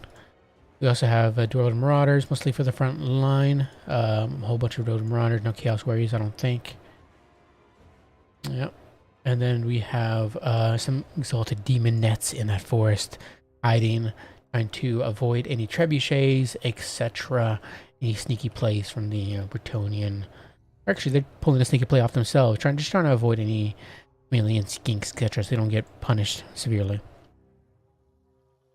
One of those Exalted Demonettes is actually the Bringers of Garment, which is a fantastic freaking ROR. Absolutely brutal in melee, would absolutely tear apart mostly anything. Perfect Figure and Soul Scent, which is pretty insane. But we also have a cannon summoned in for the Dwarven side, which is pretty nice. Can help shoot down at any Hippogriffs, screen out King Lewin, Paladins, etc. Any flying pieces for both sides, really, and also just shoot at any general Lizardman Cav or monster pieces, which they have a lot of. Tanwin obviously being one of them. It is a very popular pick nowadays, thanks to the Engine of the Gods change, which I'm so glad to see. Seeing Tanwini now in a lot of fights when you never would have seen him ever in previous fights, fun. I do love Tanwini. But for the Lizardman side, we do have Mr. Tanwini himself. He is on his Engine of the Gods. And he does have that Burning Alignment, which is pretty beautiful. That's what I meant to say was Burning Alignment change, not Engine of the God change. But yeah, Burning Alignment is really good now. And I'm just so happy to see it. So this Engine of the God's choice mount is pretty solid. We do have Flock of Doom, obviously, because he's a Beastcaster. So you're just going to be spamming out Flock of Doom. Arcane Configuration does come with the Engine of the God, which is pretty nice. Gives that 20% recharge rate. And then that, of course, that Potent Warding too, 5% of damage resistance. Pretty great. Well, it's not a lot, but 5% of any damage, you know, adds up. King Skirmishers will be the range component for the Lizardman side. Is there any range components for the Bretonian side? It does not seem to be so. We also have a Bastiladon Solar Engine. So just going to be sniping out, just sniping out anything in general. Can shoot at infantry, can shoot at any... That they do have magic missiles, so you shoot at any demonic units can do some solid work. Plus that blinded debuff is fantastic, and it's the #1 reason why this whole engine is brought, really. Saurus Warriors. Interesting to see Saurus again, but I've mostly seen land battle, so you don't normally see Saurus in land battle because they're just not that great anymore. They've been nerfed to all hell. But yeah, you mostly see skinks. But we used to do some red crested skinks for that armor piercing. You also see a Damsel of Life with Earthblood and Regrowth. And then double Grell Guardian for the Bretonian side. Bretonian side does have King Luin Kur with Sword of Corone plus Lion's Shield for that missile resist and spell resist. Ladies Champion, obviously, for that regen. Passive regen, which is pretty nice. And that Blessing of the Lady for that word save. Paladin would be on a Pegasus with... they do have that Guardian, so it's going to go pretty nice comboed with King Luin. I would like to see some Blessed Field of Trebuchets. That could be pretty nice. Just shooting at Dwarven Warriors and Dwarven Rage components. Yeah, just going to start seeing most likely a bunch of peasants summoned out from Bretonia eventually. Yeah, King Luin is trying to find a spot over here in the back line from the... Dwarven and Slaaneshi side, though we do have some fiends summoned in. So any attempt at jumping down, trying to snipe out anything will force Luin to pay a heavy price, and he does get purveined. He's not going to be surrounded by Exalted Demonettes and Fiends. This could be pretty bad for Luin. This is very bad. He has no support at all. He does have some pretty good mass, but the Fiends are here. But if he gets surrounded this way, he could stop him from moving, but no, he is possibly going to get out here. Oh no, I think King Luin is possibly going to escape from this entanglement, especially with the help of the Grail Guardians. Yeah, unfortunately this round wasn't all the way around, and he just has the mass to pull out of it, so... If that was, say, like, Alberic, that could have gone better, and possibly resulted in Alberic dying, but it was a nice attempt there. I don't like seeing these accursed Chaos Marauders just lined up with Dwarven Warriors, but they do get it, both get nailed in the back by those Grove Guardians, and that was pretty nasty. A whip, most likely, or no, a Burning Alignment going down on the Longbeards. Why would the whip be hitting their friendly units? Duh. But yeah, a Burning Alignment hits both these Longbeards. Oh no, plus this Longbeard, and then another Dwarven Warrior. That was incredible. What is the value there right there just from that? 871. Obviously that doesn't... That counts the fact that he charged in on the Saurus Warriors, but just, oh my god, already up to this 800 value, almost 3 minutes in the game. That is insane. But Saurus Warriors absolutely getting nuked by the Burning Wrath and Ruin, most likely, plus blasting charges. Yeah, they just got absolutely ravaged there. Fiends, they're not doing so great at the moment. The Chaos Spheres also get disintegrated. We do have another. Actually, the Exalted Demonettes, I thought they were Furies, or Fiends here. But Bringers of Legamen and these Exalted Demonettes are doing some pretty nasty work into these Grell Knights. Grell Guardians do come over, though they're more suited for fighting into infantry as opposed to Grell Knights. So definitely want to pull those Grell Knights out. Though they're already down to 26 models and 2100 HP, so not looking great. No point in really healing them anymore. Forest Warriors, unless it's just a generic Earthblood, which I think they do get an Earthblood. Yeah, an Earthblood healing up all these guys. The Grow Knights, though it doesn't have to Grow Guardians, which is quite unfortunate. Definitely would have been better to over here. Yeah, as you can see, we're tying down the back line of the Dwarven and Slaaneshi side with the Grow Knights and Grow Guardians. Though this could be pretty bad for them as they are Slayers here at the moment. Along with that, we also have some Gyrocopters.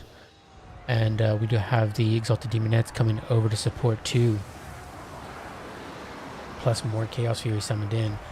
So these Grow Guardians could be surrounded and finished off if the Bretonnian player isn't careful. Another Soul Engine shot hitting into those Longbeards. Actually, I think they completely missed there, unfortunately.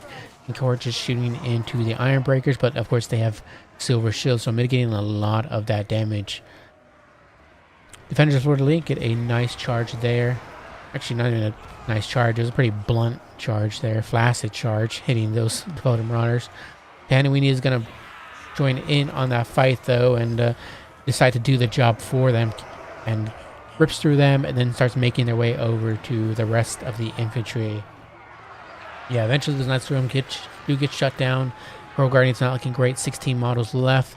And now almost possibly routing here. Speaking of routing, Damsel of Life has been routed. So no more healing unless she comes back. Result of Demonettes still in the fight. And oh my god, the Grow Guardians just took a big spike of damage. And what just got pavaned there? Was it the... something got pavaned? Ah, yes, the Grow Guardians got pavaned, and they're going to be finished off completely. Possibly shattered. Just from the damage alone, but we'll see. Either way, it's a fairly nice catch there for Slaanesh. Paladin is shutting down the Gyrocopters with the help of Lewin, which is also a good catch for them in return for the Bretonnia side. Value's looking... so far, Slaanesh has some pretty good value, which makes sense. Dwarven player not so, as they don't really have much in terms of damage. The only damage that they have coming out is from Thoric, and their Gyrocopters are getting shut down at the moment. The Bolt Throwers... actually, was this one that had the Bolt Throwers? Or is it just a cannon? I think it was just a cannon, maybe. Yeah, the cannon got shut down, and they are possibly about to get up and shooting again. But they only have, let's see, what, one model? It doesn't show you, but yeah, they've lost a lot of their models already, and they're not able to put up any much damage anymore. And the Gyrocopters are being greened out as well, so not a lot of damage potential here for the Dwarven side, so they're not able to pick up much value. But we do have another Burning Alignment, which is going to go awful for the Dwarven side. Oh my god, those Iron Breakers. Yikes. And the Longbeards. That's... no. I love it for the Lisbon side, but that's tough. That's really tough there for Workman. You get a Wrath and Ruin hitting those skiing cohorts. And yeah, points-wise though, actual capture points-wise, we do have Slaanesh and the Dwarves taking double points up against the single point of the Lizardmen. So the Lizardmen and Bretonnia might be able to take point 2 back eventually. We'll see. If the the Lizardmen and Bretonnia combo do have point 1 on lockdown pretty much, however, as they have a lot of their infantry on this side. Though the Dwarven player seems to be focusing on point 2, so maybe it's better just to go to point 3. Though we have more Dwarven warriors and Longbeards sent over, same with some miners. So whenever you're up against the dwarves, obviously it's going to be a very long, grindy fight, especially in a 2v2 where there's a lot of healing and other faction units to have to deal with. The Bringers of Beguilement are picking a not great fight here. They're just going to get absolutely ran over. But they are tying it down at the very least, I suppose. Stopping it from shooting. King Lewin trying to find a home again. Once again, we do have some Ripperdactyls summoned in. Maybe they can get a nice round here on the Seekers. I'm not sure. Or maybe they're just waiting, picking and choosing. We have double Ripperdactyls actually. The life caster did eventually come back, and she's just hiding out in the forest, trying to make sure she doesn't get sniped out this time. No, she's not careful. She could get sniped out. Actually, she's on foot, so I didn't know she was on foot. If I knew she was on foot, then yeah, it wouldn't matter too much, because foot casters are very, very hard to kill. They just get knocked over constantly. Yeah, the Lizardman player continues to push towards point 2. Lewin also as well trying to help out with the fight here, but yeah, point 2 seems very, very hard to take. Skink hordes definitely, as they finish that fight, need to start making their way onto the point. And you really need the bodies. We have 1, 2, 3, 4, 5. Are these on the point as well? Let's see. I don't think they are. Actually, they have a few models on there, so 6 essentially. 6 units here, so that's 30 points, capture points. So you need a lot more than this at the moment. Right now we only have two units of skinks plus the Tandem and the solar engine. We need a lot more. These 2 could have been what changed that. Might as well also send it over to the skinks as well to encircle and capture it, because yeah, they have a point lead here for the for the order side, and it's gonna be hard to capture. It's gonna be hard to catch up after a certain point. You're already up to 900 points there for the for the Dwarven and Slaaneshi side. Paladin get chased down by Kiar's Furies, but they won't take too much. He won't take too much damage from them, especially if he's moving around. They do have good solid AP values of 24. Yeah, so yeah, Paladin. I don't know. He'll probably finish those guys off, especially with the help of the gyrocopters. We have some Slayer summoned in, and some more devoted Marauders. King Lewin's just grinding this fight out. He eventually will kill Thoric if... I'm surprised the Dwarven player didn't bring out Thoric a lot earlier, but I guess it is hard to protect him, and what do you have to protect him besides gyrocopters, I suppose? But you don't want to sacrifice your gyrocopters to Lewin. I guess it would be up to the Slaanesh side to try to protect him. But yeah, there was no Slayers nearby or anything. I guess there's this one, but it wasn't sent over to aid Thoric, and he is now unfortunately dead, which is not great there for the Dwarven side, but do have quite a bit of infantry, and even with that Lord loss penalty, they still have good infantry as it is. I mean, 70 base, minus 16, that's gonna barely do anything. But King Lewin does jump down. He's trying to chase out the Slaaneshi caster, the Herald of Slaanesh, and he might get actually hit here. Yep, he does. There's a nasty little hit there. But she is pretty fast. She might be able to get away and find some support. So I don't know. King Lewin might just be sniping out everybody's lords today. Oh no. If they snipe out the Slaaneshi Lord, this could... Yeah, I mean, she's pretty cheap. So if they could bring her back relatively quickly. You have some Feral Cold Ones summoned in. 3 of them. A massive amount of Feral Cold Ones. That's going to be an annoying to have to deal with for the Order side. Excuse me, for the Slaanesh and Dwarven side. You have some Fiends summoned in as the Paladin continues to chase. If the Herald stops and lets the Paladin jump down, they could surround the Paladin and kill him off with the Fiends, which I think would be a pretty good smart choice. Ripper Dactyl's running away from King Lewin, actually rather helping King Lewin, trying to chase down those gyrocopters, which is a good pick.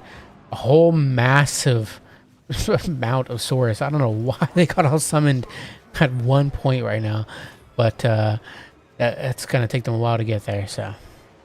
But eventually they will. It's just going to take them a while. They're 31 speed. They're not too slow, but yeah, as you can see, they never bothered to take any of the other points, and they kind of just focused on point 2. So even if they're sniping out lords and getting some good value trading, as you can see, it's just not working well in their favor, as they're not able to brute force their way onto point 2 and capture it, as because of all that those dwarven bodies. But they're starting to take point 3. Issues that I think it's just a little too late. 1300 to 632, and I definitely think that'll be spelling the end for the Bretonnian and Lizardman team up. It was a good try by them, good match all around. But I think Tahanawini was just too strong. There was that amount it is. I mean, King Tahanawini was not able to carry hard enough. Excuse me.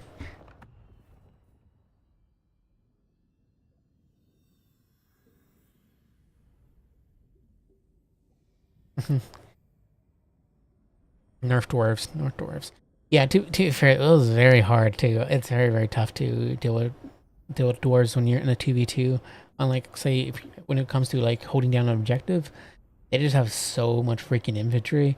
I mean, as you can see, you saw there, like Tahanawini was on that entire point, for that point for the entire game, and just was not able to make or break it. I mean, it has a lot to do with the fact that the Lisbon player also just didn't have enough bodies to throw to the field. And even when they did, they kind of just got bombed by blasting charges and got punished for blobbing. So, yeah, it was just... Did the Bretonnian player even have any infantry? Yeah. With no infantry, I mean, how are you going to...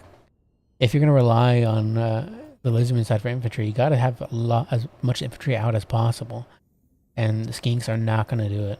You just got to have all those Saurus onto the points, or summon the skinks out initially and then have Saurus out as soon as possible.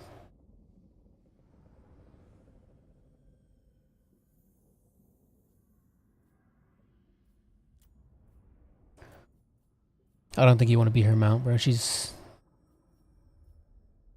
yeah, I don't think you want to be her mount, bro. It's not a good option. 932, 695, 185, 2439 on the Bringers of a Garment. Who knew Slanesh and the dwarves were a nasty combo in 2v2? I mean, it makes sense, right? The Slanesh side brings the AP and mobility, while the Dwarven side brings the range components and durability of their front line. Longbeards are very tough to like break through. Same with the Ironbreakers.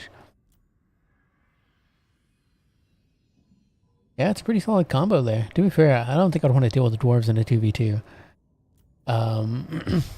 As you saw, we've seen them lose already so far this stream, but they're still extremely tough to deal with if depending on the right build or depending on the right matchup. Value wise, 752 here on Thoric, 455, 1180, 1451 on the Slayers, 338. The Gyro Cops didn't even pick up a lot of value either. They weren't even the ones who really turned that into a win. 3123 on King Lewin. King Lewin trying to carry Bretonnia on his back like the good king he is, but unfortunately was not enough. 2004 on the Paladin. Did some solid work. Grail Guardians also did good work. Or at least this one did. The other one kind of got shafted. Kind of just had too much to contend with. A lot of bodies dragging them down. Burrow Knights also did okay. Knights of the Realm, not so great. Yeah, it seemed like Subutai and the Bretonnian side just kind of tried to focus on Cav. And I don't think that was the right choice.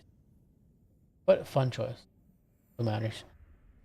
How do we 4,100 freaking value onto Tahanawini there? I mean, you saw those burning alignments.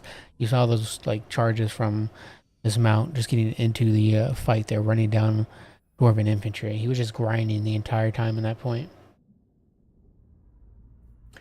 But it just wasn't enough. Wasn't enough for poor Tahanawini. His skinks did not perform for him. 1310 and 1331.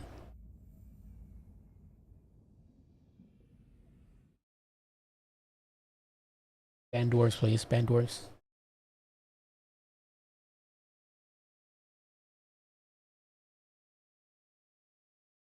But alright, it goes to Daddy's Boy. Let's see which one this one is. Wish I could see from... Which one is this one? There we go. This one goes to Daddy's Boy. Big Bees and Scarbrand Chan up against Strakens and Cows. Let's check it out.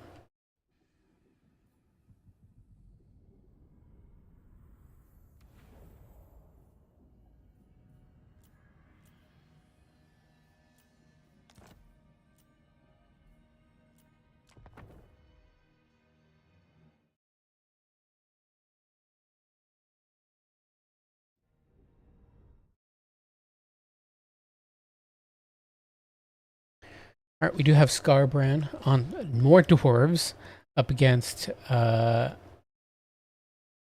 Brackens and cows. Cows being on the greenskins, and Big B's being on Slanesh. More Slanesh.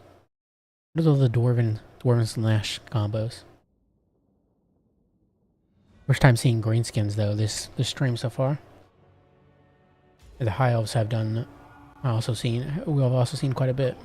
As you can see, the difference, like the major difference between this one and the CA's version, it's pretty stark. The difference is insane. But actually, before I start this match, let me take a quick break.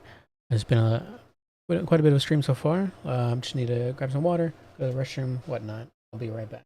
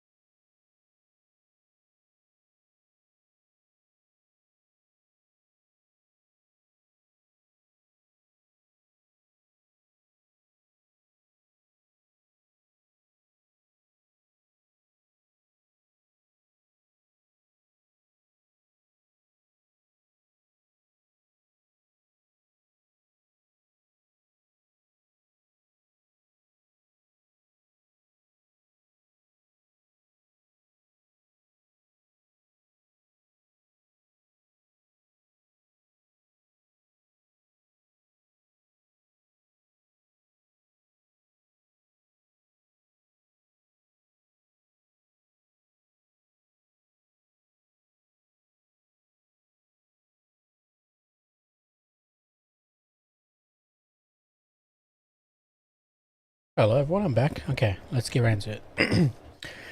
So, we do have Slanesh with another Herald of Slanesh. How many times do I have to say the S word? It's starting to sound like a slur at this point. Portoglyph and Pit of Shades. Demonettes, a whole bunch of demonettes in the forest. We're seeing a very common occurrence on this map is demonettes hiding them in the forest, and some more exalted ones too, which obviously is a great plan when you got a glass cannon unit. You want to make sure they actually get to the point without taking a tremendous amount of damage from ranged components, ranged units, which these factions typically have, like high elves, and even greenskins. Obviously, greenskins have some ranged components like rock lobbers, etc. Just waiting for that squig launcher any day now. Speaking of range components for the greenskins. But yeah, just devoted marauders, a whole bunch of those, some hell scourges as well. For the dwarven side, we also have a demon slayer for the lord, with which is obviously a very popular pick. Unbreakable, solid fighter, as anti-large, and you know, magical attacks. Plus unbreakable, yeah, being the demon slayer, etc. Long beards. It's just that he's like really cheap as well, which I think he got a price increase. I can't remember. It was like maybe 100 or 50. I can't recall, but they were extremely cheap either way. A whole bunch of dwarven warriors again. Iron breakers. What is up with the dwarven players today? It's just that what they all collectively have a dwarven meeting underground and decide, yes, I'll bring iron breakers. Yes, there's no our teammates, our enemies. Yes, I'm gonna go with the Nurgle iron breakers because just to specifically annoy them even more. Yes, but we do have the Nurgle iron breakers. They do have ITP and they're pretty good. I don't think the normal iron breakers have ITP. Yes, they don't. Yes, they don't. No, they don't. Yeah, these have iron ITP. They also have Vanguard. Yes, they have Vanguard too. So pretty tough to deal with. Bolt throwers will be the range beast. No actual like rangers or anything like that so far. For the greenskin side, we do have a little goblin grey shaman. He is on foot, walking like a little git. He's got sneaky stabbing and curse of the bad moon. Okay, Cows is trolling. I can already see right off the bat. Cows is freaking trolling. Black orcs and some more black orcs, triple black orcs, archers. Actually, for the rest of the greenskins, we do have orc boys with a cav, 2 on both flanks, along with some forest goblin spider riders. We actually have 3 on this flank. Oh, those two are big uns and then one boar boy. Are these big uns as well, or are these boar boys? Boar boys. That's what I figured. We also have some night goblins summoned in. And that is it for the greenskins. But yeah, if this team loses, I'll blame it on the fact that they brought the curse of the bad moon. As much as I want that spell to be good, it's so trash. It's cool. It looks cool though. That's what matters. White Lions and Spearmen will be, plus Silver Guard will be the infantry for the high elves. Okay.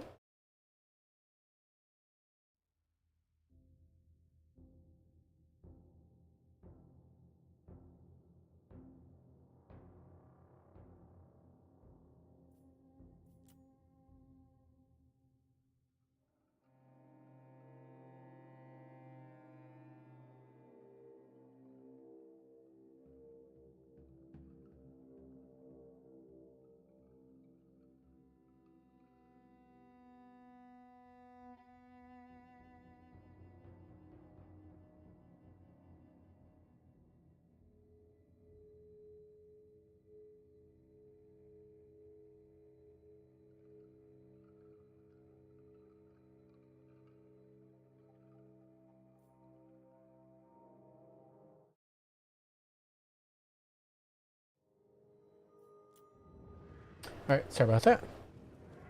But for the high elf side, we do have Larry on her eagle. She's got Star of Avalorn, Tempest, Earthblood, and Life Bloom.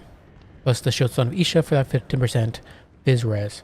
For the rest of the army, yes, so we have White Lions, Pyramid Company included. More White Lions, Silver Guard, as I said. I think, are they Silver Guard? Do we have Spearmen? Spearmen, Silver. Yeah, we do have some Silver Guard. We also have some light armor archer. So, gonna leave the cav up to the greenskin side so far.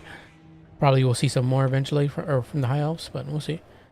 Orc boys not want to take a fight in the forest, but it's too late. They're forced to take that fight now, and the Seekers get a rear charge on Orc boys, and that's not looking great. Obviously, they get rear charged, so they have a penalty for being rear charged, and they're incredibly slow, so they're not able to get away. But Seekers do turn around and decide they don't want that fight because we do have a whole bunch of support coming in. One being the Goblin Wolf Riders, but also the Night Goblins as well. Which I'm not sure if they saw the Night Goblins or not because they have stock. But nonetheless, Orc boys push in and get a nice charge in there on the Devoted Marauders. You have the Seekers turn around and take that fight with the Orc boys and the Goblin Wolf Riders. So, yeah, as you can see, Orc boys taking a tremendous amounts of damage from that fight, but the Goblin Wolf Raiders will help saturate and eventually drag down those Seekers, especially with the help of Larry and the freaking Fireborn to make their way through. Nice little, I always forget what that ability is called.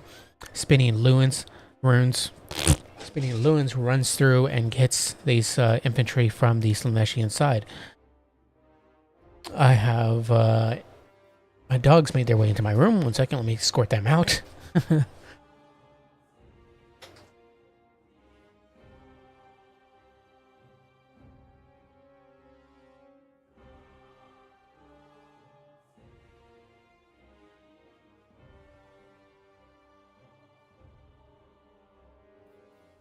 Alright, we're back. Yeah, Cav fight looking pretty mixed here, but a whole bunch of exhaust. These demonettes have absolutely shredded apart what was left of the greenskins in the forest, and now we got a beautiful pit of shades there on top of this blob from the greenskins, absolutely destroying them. The Fireborn continue pushing in as well. We do have some gyrocopters summoned in, and they're gonna be able to put some solid work in there. And the Seekers moving past. We have some more gyrocopters summoned in, and so far points looking wise, we have 0.3 in the hands of the dwarves, 0.2 as well. How about 0.1? 0.1 is in the hands of the high elves. So this is a little grudge match here. It seems to be going a little bit in favor of the dwarves for the moment, or rather, for the why is my brain not working? Yes, for the dwarves. I don't know why, my brain was not functioning. But yes, they have a little bit of a point lead so far. As for the actual fights, however, I think it's definitely gone in better favor for the high elves in some places, but in return, the demonettes have blended up a lot of the left-hand flank for the high elves. You have a Tempest hitting those gyrocopters, slowing them down, giving time for the Lone Reavers and archers from the high elves to shoot at them. Orc Boy Biggins unfortunately get caught out. The Fiends charge them down and sandwich them in with the Seekers. So those Orc boys have been absolutely destroyed. The Cav in general for the Greenskins have been neutered and taken out, but the Fireborn are trying to pick up where they left off and save the fight. 0.1 is really held down right now by the Greenskins and High Elves, but they probably need to start pushing over and make their way around in a circle. Or could be a decent idea is, no, you really don't want to make it their way into the back line. I was going to say shut down the bolt thrower. Shut down both those bolt throwers because those are pretty nasty. But it's going to be very hard to with them being able to reinforce very quickly with Seekers and whatnot and Fiends. But the Herald does find her way into a fight with the Forest Goblin Spider Riders. The Seekers are going to join in on that fight, who actually get a rear charge by the Fireborn. The Seekers and Fiends do not want that fight, as they didn't get that initial charge off onto them. Gyrocopters do take a Tempest, and it's going to slow them down, along with the Mighty Roar as well, which somehow always ends up hitting air units as well, which doesn't make any sense. but it slows them down, giving Larry the time to catch on to them. Honestly, they deserve it, because how else are you going to slow down those gyrocopters without Tempest? Mighty Roar is fine. Keep it, please. But we do see a Pit of Shades there, hitting the White Lions, and doing some pretty beautiful work there. It's very, very nice. A very nice cast. But Demonettes making their way over, and they're going to take a charge from their Hog's Pride, and then not only that, but being shot to pieces by the archers. So those Demonettes probably not going to live too long, depending. Though they do have some pretty good melee stats. I think 52 melee defense right now. Oh, 36 actually. I don't know what I was seeing 52 from at the moment, but eventually they should be dragged down. Crewmain Company getting a heal from Larry there, getting that Star of Avalorn to heal them up, as they're not super important unit, but they do have their value. Black Horse finally get into the fight and start chopping through Iron Breakers. This is exactly what they want to be fighting. They're up to 60 melee attack right now because of the wall, but now down to 36, so it's going to be hard to try to chop it through that melee defense of 67. But that is exactly what their job is for, to be fighting Iron Breakers and armored infantry alike. You have the first Curse of the Bad Moon of the game, and look at it, it's just absolutely doing nothing. It looks awesome. The Curse of the Bad Moon, the actual moon itself, could probably do with some detailing, but I do like the way it looks in general, the animation. Yeah, it just does nothing. Another Pit of Shades most likely hitting the Silver Guard. This should be a pretty good Pit of Shades. Demonettes still fighting off these Night Goblin Squig Hoppers. Though they have bonus for infantry and are typically better at this job, the Demonettes will not go down without a fight, as they're just Demonettes. They're built different. Gyrocopters, what are they shooting in at the moment? Right now, they're just shooting in at these Broken Tusk Mob, which is a pretty good target, I gotta say. But at the moment, they are also under fire from the archers. At least I hope so. It doesn't seem like they're targeting them now.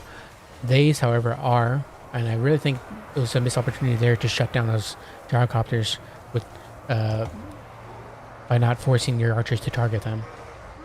Nurgle's Iron Breakers are being dragged down slowly but surely with the help of the Swamp Fangs and Orc Boys, but they are holding for quite a long time, and they're holding these units back from actually getting to the point. So point 3 going uncontested, which is not good. Point 3 definitely needs to be contested, as they only have one unit on it at the moment, and a lot of their Dwarven units are focused in on these 2 points. You really got to stress the micro of the Dwarven player, as they're used to just sitting idly by it, not moving much at all. The Iron Reaver archers making their way over. Point 1 is held in the hands of the High Elves at the moment, and they do get a Star of Avalorn, which is pretty much healing nothing at the moment. I don't know why they pulled their unit out of it, but that whole Star of Avalorn is just going to waste, quite unfortunately. Gyrocopters continuing to shoot in, now shooting at the River Trolls, which do not have their texture loaded in properly for some reason. They're black trolls. I don't know if they're Black Orcs siblings, but nonetheless, they get into that fight and sandwich the Longbeards with the help of the Demonettes. So hopefully those Longbeards should be shut down soon. Another Curse of the Bad Moon doing absolutely F all. I mean, what is the value there looking on the Goblin Grey Shaman? 183 value on the Goblin Grey Shaman. Yikes. Some Demonettes summoned in. Those Forest Goblin Spider Riders can probably rare charge them and stop them if need be, but instead Seekers are being sent over for some reason. Actually, they're not. They're turning around good. Yeah, those Goblin Spider Riders could stop them from moving for a little while, but unfortunately they've just been forgotten about. They could just be unsummoned if need be. Gyrocopters getting some nice volleys in here on the Royal Biggins, and then we also get a beautiful Pit of Shades there as well, really punishing the Greenskin player, and that hurts a lot. Greenskin Cav has been taking so much punishment this game, it's very heinous. But yeah. What's the Herald looking like so far? 2418 value. Pretty good Pit of Shades there. Very nice cast there from the Celestia player. But Illyrio finds her way back into the sky. Point 2 and point 3 stay in the hands of the dwarves. And it's probably going to be staying that way. Io's continuing to grind it out here with the Slanesh player on point 1. The Demonettes really paying dividends here for the win. For the win here on the Dwarven and Slanesh side. I mean, I'm not saying they are going to win, but it seems like they kind of just have the advantage here. Constantly choosing their engagements, being able to choose their engagements, and just shutting down the Greenskins Cav early on, or each and every time, is really being able to giving Slanesh the free time to just free choice to be able to do whatever they want with ability wise. Gyrocopters are also finding great choices along the battlefield to shoot at with little to no repercussions. Ragos Pride do get a nice rear charge on the Demonettes, pop their mighty roar, try to crumble them, and they do end up putting them into crumbling, which is pretty nice. Point 3 remains uncontested, and almost 1,200 points now to 645 from the from the High Elves and Greenskin side, and I definitely think that's probably going to seal the deal there, beat things up, and probably send the Greenskins and the High Elves packing. Larry, she did a good job. She tried, but her on her bird was just, they were just not enough. They do finally try to make another push towards point 2 and another Curse of the Bad Moon. You know, it's finally doing a little bit of damage, but nothing. Still, even then, like, well, let's see what the value there on the Goblin Great Shipment is now at 367. A whole whopping 367 with like 3-4 casts of that.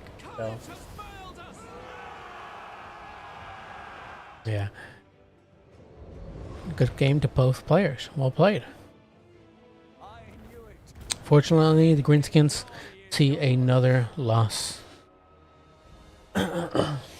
They've been roughed and tumbled so far in Domination, with a lot of players dropping them considering their nerfs.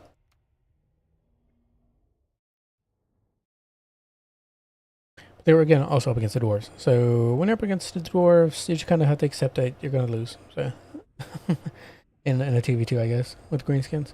But yeah, the Orkboar boys, to be more serious, the Orkboar boys just got absolutely destroyed early on. It was just like a big cost investment there that just got taken out very quickly.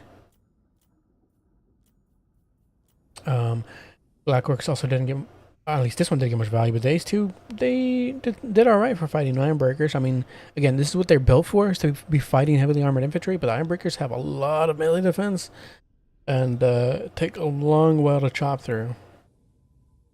But in return, I think the Blackworks won't take a whole lot of damage. The Big Imps did better than their Orc Boy counterparts. 1046, 3634, 201, 698, 93, 743. Yeah, not too great a value on the Greenskin side overall.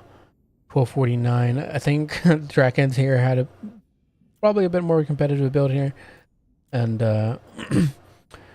Larry tried to carry, but it wasn't enough. It wasn't enough for poor Pigeon Larry. 16, 1207, 1283. The Lions did okay. The Fireborn got dragged down, unfortunately. Demon Slayer did good. As you can see, occasionally I just forget words and names, so I just have to check on occasion. 1418, 1479. Ironbreakers were stalwart and annoying to have to deal with. Wait. Oh, I was on the wrong faction. There we go. 322 to 807, 16, 17. Gyrocopters, I'm pretty sure, were never unsummoned. So in the entire game, they were just up and shooting and being absolute menaces, and just were not shut down one bit. Like, they got shot a few times, but nothing. I mean, aside from that one engagement with Larry and the Tempest, They had pretty much free reign. Bolt throwers also had free reign as well, and were able to pick up pretty good value, 1508 and 1072.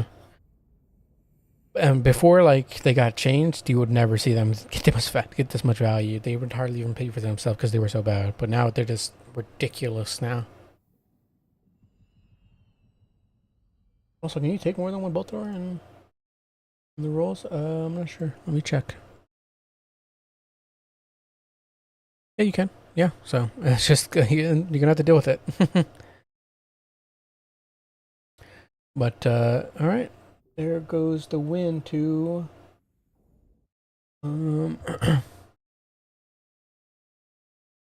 Big B's and Scar Branch. Set up on there.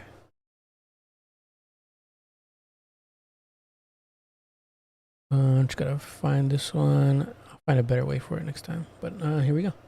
Oops. I had it a second ago. There we go. All right. Big B's and Scar Branch, take it. Oh, I forgot about Pride Martinez. I had been going to what the heck happened to their skink?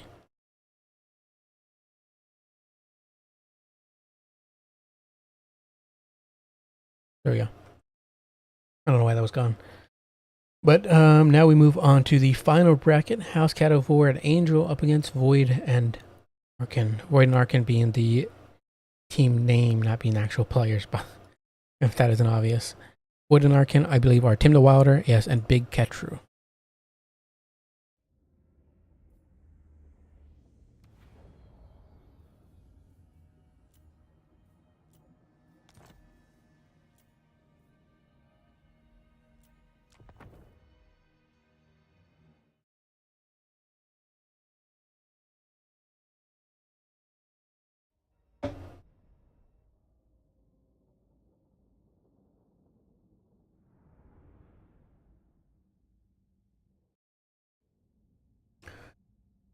But all right. We see Tim the Wilder on the Wood Elves up against House Cat of War on the Demons of Chaos. Their allies being Beastmen and the Tomb Kings.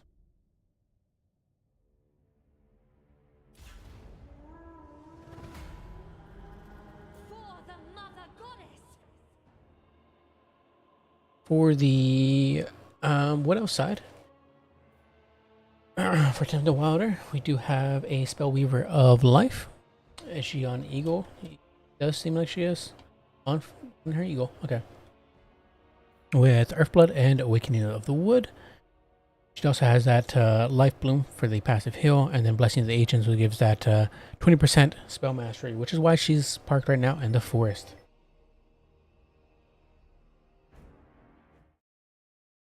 Oh, give me 1 second.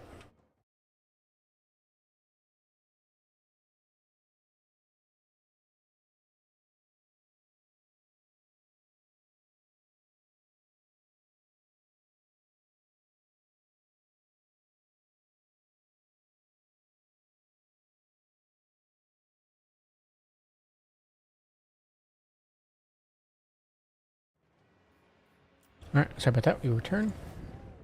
But yes, that's why she's parked in the forest right now, is for that spell mastery. Only comes whenever she's in the forest. So, as you can see, Earthblood heals up for 120%, Awakening of the Wood as well.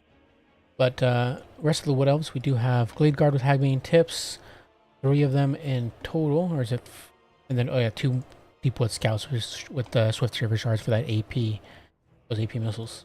We also have a single unit of Dryads, and we also have the Firebark Elder, Recon ROR. Is it double Waystalker? Double Waystalker with Arrows of Kurnus, I'm presume. Yeah, for Arrows of Kurnus. And this one as well. Wonderful. Going to be very good at sniping out like Cetra or any Lords for the Demons of Chaos side. Even using it on Fiends, shooting at Chosen of the Gods, Ushabti Great Bows, etc. Arrows of Kurnus is great. But that is it, for, I believe, for the Wood Elves. And then for the Beastman side, we do have Doom Bowl as the Lord no items aside from Slaughter's Calm for that passive stat increase. And then for the infantry, we do have a whole bunch of gore herds and is that it? Some Sangors too. And yeah, double Zangor, and then we have them Minos with great weapons, plus the Butchers of the Falcon Guard. For the spellcasting, we do have a Brave Shaman of Wild, of course, with Greater Kin.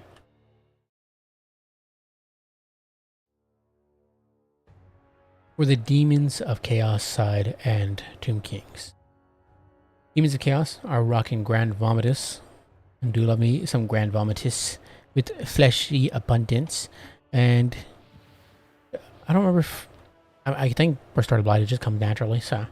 Yeah, he's a solid fighter. He has bonus for his infantry. Again, decent stats. And really low weapon strength, actually. But nonetheless, he has healing, which is what the Tomb Kings need. Can heal up, etc. But for the rest of the Demons of Chaos side, we do have Sour Guts, some Blood Letters, and some more blues, one being the Chromatic Aberrations. We also have the Frolickers Bubonics, Nurgling ROR, and some more blues, plus more Nurglings. For the Tomb King side, we do have Cetra on his kitty with the Joust Incantation of Cursed Blades, Urson's Incantation of Vengeance, and Restless Dead, plus the Crown of Nehekara for that. The stat increases for his allies. We also have another Carrying Warsphinx, so double kitty. We've seen Cetra and kitties a lot in general. Or I think it's just I think just kitties in general from Tim the Wilder. Every time we've seen him on Tomb Kings, which makes sense. Kitties are extremely good now with the collision change. But Skeleton Warriors and King Nehekesh's Scorpion Legion will be the infantry for the Tomb Kings, along with the Chosen of the Gods, who shot the Great Bow ROR. But alright, let's get into it. Oh yeah, did I see Spellcaster? I thought I saw like Necrotect or something. No? Oh yeah. Right, Cetra is a Spellcaster. What am I talking about? I thought I saw Necrotect. That's what I thought I saw. But point 2 starting to be taken by the Tomb Kings. Yeah, we see that Arrow of Kurnus already hitting the Chosen of the Gods and doing some solid work. Not killing any models so far, but doing alright. I think the other one was aimed in as well. I think the other one got shot too. Yes, it did.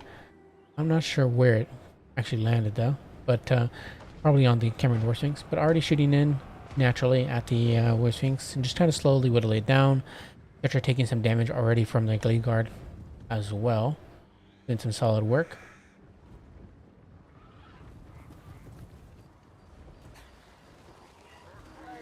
I thought I had the music a little higher. Hold on. Sorry about that. Turn that up. Alright.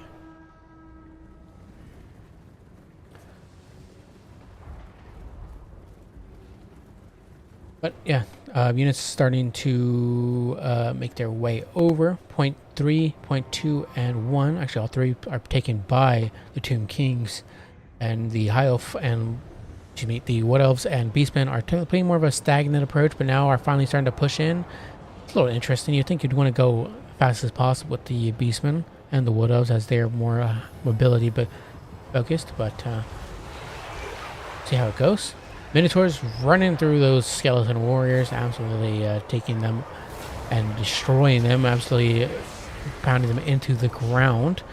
The infantry, absolutely no surprise, is going much better for the Beastmen and Wood Elf side as they butcher through the skeletons. Leather Letters making their way over, but have taken quite a bit of damage. I'm not sure from what, probably some ranged shots from one of the many range units of the Wood Elves. As you can see, the Tomb Kings and the Demons of Chaos side are attempting to push the Wood Elves and Beastmen side back into their spawn, but it's not obviously going as well as you'd think. I mean, at the moment, they are picking up a lot of points, however, so it is going a lot better for them. 333 already so far, 3 minutes into the game. That's insane. Cetra already in their spawn, in fact, with Grand Vomitus, just causing absolute dismay at the moment. Actually, I just realized I got the teams mixed up here. I thought Tim the Wilder was on Tomb Kings, but no, it's Angel. Yeah, Angel is rocking both Cetra and the two kitties here, and it kind of makes sense then if that they are holding back, because Tim Water, as we all know, is like that in Domination. Just kind of likes to hold back for a little bit and then make their push. But House God of War and Angel said that if you're not coming to us, we'll come to you, and they pushed through and now are making their voices known. Ocean's Incantation of Vengeance hitting those Glade Riders and punishing them and slowly bringing them down. Yeah, engagement's looking to be going wonderfully for the Demons of Chaos and Wood Elf side, or excuse me, the Tomb King side. Cetra pulling back, however. It's going to try to get away from those Minotaurs with great weapons, who are also... Oh, they're not missing their textures, just this gray. Interesting color. Maybe they are missing their textures. I'm not sure what is going on there. But nonetheless, they make their way over to the Cameron War Sphinx and Cetra and are going to try to surround them, but I think Cetra is going to be able to get away from them just fine. Sourgut's shooting in as well, and we'll be able to get some good value there on Minotaurs, especially with the help of the Eyes of the Desert. Oh my god, those great weapons taking so much damage. We do have a Fleshy Abundance going down. I'm not entirely sure where, but I'm sure it's going down somewhere. Or was it a Blight Boil? I'm not sure. I don't think he has Blight Boil. Yeah, I think it's just Fleshy Abundance. So, nonetheless, the Glade Guard are continuing to fire in and getting some solid purchase here on the Blue Horse, but obviously they want to try to find a better target. The Wood Elves are finally starting to push back, and they take point 1 with the help of the single unit of Goreherd. But we do have a whole bunch of Tomb Kings or infantry coming over. Dryads will obviously beat Skeleton Warriors any day. The issue is just the massive amount of Skeleton Warriors and skeletons in general are going to make it tough for those Dryads to live long. Point 2 remains in the hands of the Demons of Chaos and Tomb King's side. We do have the Beastmen. I was about to call them Chaos faction, but both factions are a bit mixed here. Wood Elves would never align themselves with Beastmen, but here we are. Another Arrows of Curnus launching in and doing some solid work there on the Eyes of the Desert. You can't actually see it because of this dumb flag, but yeah, did some okay HP damage. Chosen of the Gods dragged into that melee fight and are unfortunately paying the price for it, as they're losing quite a few. They've already lost 2 models, and we'll be able to pull out, however. But the issue is that they might go into crumbling here. Yeah, and they're crumbling, and the Eyes of the Desert are probably going to be shut down for the rest of the game. Unless they get summoned back, of course. Wild Rider summoned in, running through the Frolickers Bubonics, even though kind of unintentionally, but they will probably put them in the crumbling there with that. Grand Vomitus just going around poking and prodding, finding zones to harass. Same with Cetra as well. Cetra takes a, what is it, Arrows of Curnus there? Didn't really do a lot of damage, unfortunately, for them. Point 3 stays in the hands of House Cat and Angel. But we do see a massive surgence of Beastmen and Wood Elf making their way over to that point and possibly taking it back. Point 2 also starting to be pushed back a little bit, as we do see Zangors. I don't know why Minotaurs are chasing back over here. I guess trying to shut down that Cameron War Sphinx, I suppose. Yeah, that makes sense. An Incantation of Vengeance hitting something here. I'm not entirely sure what. Hard to see with all these units. But Firebach Elder are kind of being like near the end. They're kind of like being forced to like stay at the end of the point and not make their way onto the point itself. They are there, obviously capturing the capture, but they're not able to support the rest of their team. Great weapons do come over, however, and try to shut down Cetra. Cetra is being hit with the shots from the Deepwood Scouts and whatnot, but there's just a lot of targets here. And some of those shots might be going into other targets instead. Yeah, he does take a few shots, but he has 95 armor, so I think the Hagbane Tips, not tip. I think the Glade Guard they have 7 AP. It's not too shabby. Putting in a little work, trying to drag down Cetra as much as possible. So yeah, exactly. Minotaur's great weapons do get a surround here, but they do have Cetra does have the support of the Eyes of the Desert. But those Eyes of the Desert are fairly beat up. Only 7 models left and 900 HP. They're probably going to be crumbling here soon. Surprised they're not already crumbling already, but it's probably the Crown of Nehekara doing it. But finally, they do. It's not the Crown of Nehekara. Crown of Nehekara does not get a leadership bonus. But point 2 finally starting to be taken back by the Demons of Chaos. Or by, excuse me, by the Wood Elves and Beastmen. Which, you know, it's a little late there, but it's not impossible to come back. As you already have point 3, you just gotta take point 2 back, and there we go. Nice. Now it's starting finally to make their way back, but they need to take point 1, get a 3-point cap. Otherwise, the Tomb Kings and Demons of Chaos player could win this off just a 1 point alone, just because of the amount of time it will take. But somebody got shut down here. Was it Cetra? Cetra did finally get killed there, which is unfortunate, but Cetra will come back. He never dies. He never bends the knee. Doombull to picking a fight with Grand Vomitus. I think Grand Vomitus... I'm not sure who would win that fight, actually, but... he doesn't want to take it anyways with the Doombulls, the Minotaurs with great weapons there. Fighting it out.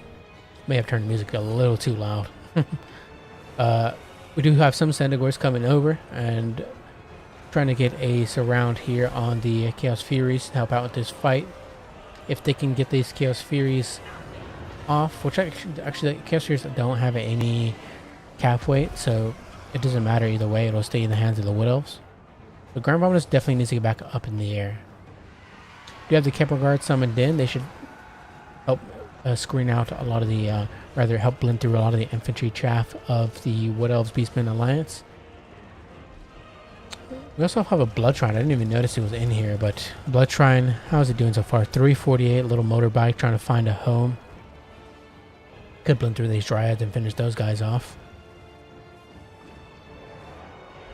Point 3 is starting to be taken back by House Cat and Angel. Obviously not great, but when you have a War Sphinx to deal with and your Minotaurs are tied up elsewhere, I mean, who can blame you, really? And the War Sphinx just jumps through like a little kitty and terror routes everything you have on the field.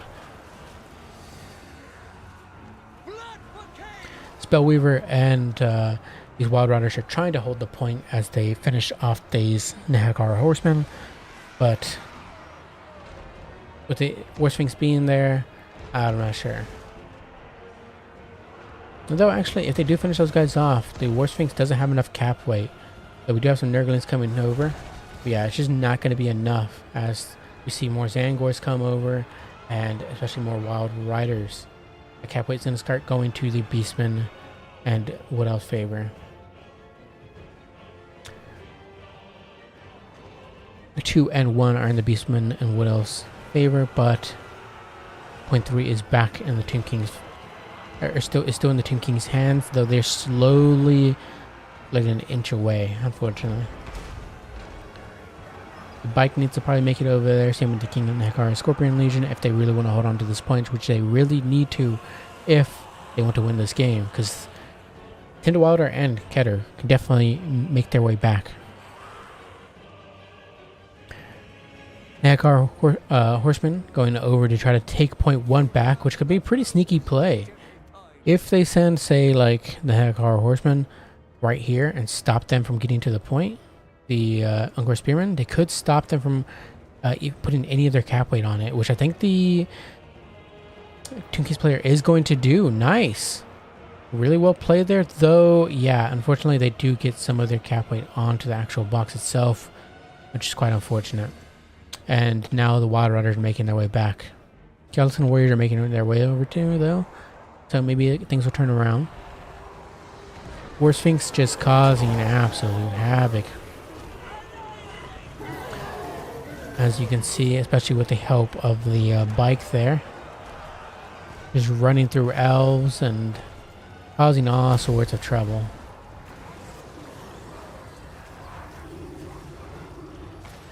Do have a big ol' Traderkin hitting Cetra, hitting the Skeleton Horse Archer is just hitting everything here and doing some solid work there. What's the break Shaman of Wilds value looking at? 1495, not too shabby, not too shabby. But yes, point 3 is finally going to the House Cats and Angels' favor, and they capture it. So now they just gotta hold on to this for as long as possible. Hold on to it for dear life. Because the Beastmen and Wood Elves are gonna try to take it back. And they're gonna throw everything they have at it. You see some blue horrors making their way to the point, say with Nurglings. And this is just gonna be a big old blob fight. See who can inch this back. And it seems like the Wood Elves and Beastmen are inching it back. If they can take it back, they still have quite a bit of time. About I'm not gonna even bother trying to think of the time here, but they have time. That one Doombull just overkilling the that one single skeleton.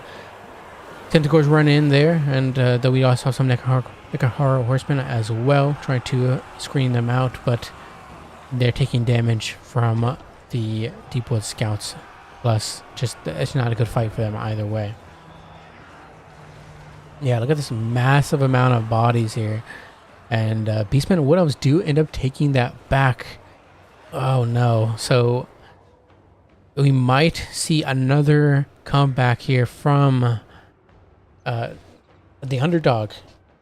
Will Tim the Wilder and Keter be able to clutch this out? There's a massive resurgence, or massive surge of infantry coming from the undead side and demonic side, but if the Wood Elves player is smart, and they are, they're sending the Glade Riders in. Beastmen player sending anything in to try to block them from getting to the points. Either way, they have so much on the point that it's going to be very hard to change that. Best bet is probably try to sneak away point 1. Just use your mobility advantage, but understand you already have a lot invested on point 3, so might as well keep throwing at it. But I think there's just too much here. We have Ungors, we have Ungorherd, we have the Shaman here, a bunch of range components, just like so much cap weight at the moment from the Beastmen and Wood Elf side.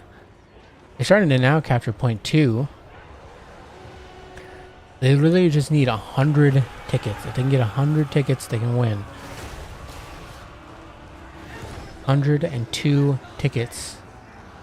Need to hold on to a point for 100 seconds.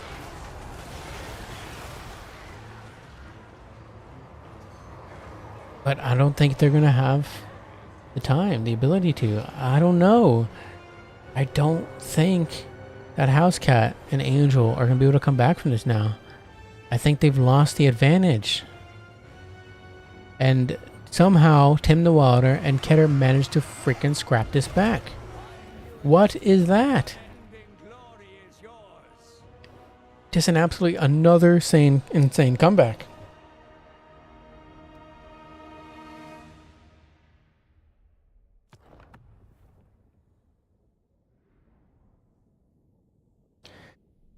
Jeez. I mean, if anybody can make that, I mean, considering the style of play from the beginning and it being Tim the Wilder, I should have expected it. But I figured that considering it's entirely different in a 2v2 as opposed to a 1v1 with Tim the Wilder, I figured maybe that it'd be harder to pull it back. But no. Tim the Wilder and Keter worked really well together and were managed to scrap it back when all hope was lost. That is incredible.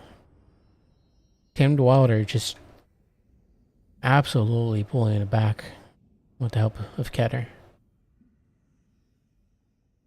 Well played to the both of them. I mean, well played to all players, but they did a really good job scrapping that back. Dryads, Wild Riders, let's see. I think this is your Glade Riders, yeah. Glade Riders, Wild Riders did incredibly well. 2030 and 1976 here. 1376 and 1410. Doombull did solid too, 2171, and I don't think he got unsummoned once. I think he didn't have any issue at all that entire game. 665, 1519 with the Traderkins from the Gray Shaman, 1033, 1316, 761. Centigore's good as well. Great weapons did solid. 45, 497. Yeah, Grand Vomitus dying was pretty tough there. Losing Grand Vomitus and Cetra. Big, heavy cost investments. I mean, maybe Vomitus not so, but even then, like, Demons of Chaos Lords are pretty expensive, so maybe it's around the same ballpark. I'm not sure. Rest of the Training Burgers could have done some pretty good work. And nice to see those guys out, but unfortunately they didn't get brought out. Chaos Furies, 746. Exalted Demonettes did fantastic. And just the Exalted Demonettes game showcased today. 957, and the bike did okay. I'm kind of sad I didn't see the bike in much action, but I didn't even see it get summoned in. So 2034, etc. Yeah, definitely he had more opportunity to pay for himself or get more value, but the issue is just all the Glade Riders and all the range support from the Wood Elf side. Just deal with. Cameron worse things as well, 2669. But I mean, they still did great, obviously. Just Petra was kind of detrimental for that side winning. 2573. So the Shopsy Great Bows did fantastic as per usual. Regard, not taking. And the Eyes of the Desert, always paying for themselves, always doing fantastic. No surprise.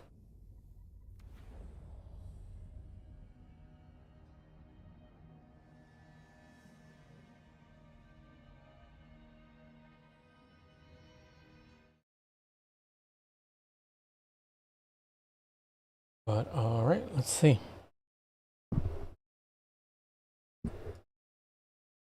So, what was it? Okay, yeah, 7 here. Housecat of War and Angel, unfortunately, take the loss. Void and Arcane. Makes sense that their name is Void and Arcane. They're cheaters. Cheated their way back and stole that victory from Housecat and Angel. Last one we have left is Nurgles in Paris. Second. Alright, yeah. We have Nurgles in Paris up against Snow White and the 7 Chickens. Some pretty good names there from players today.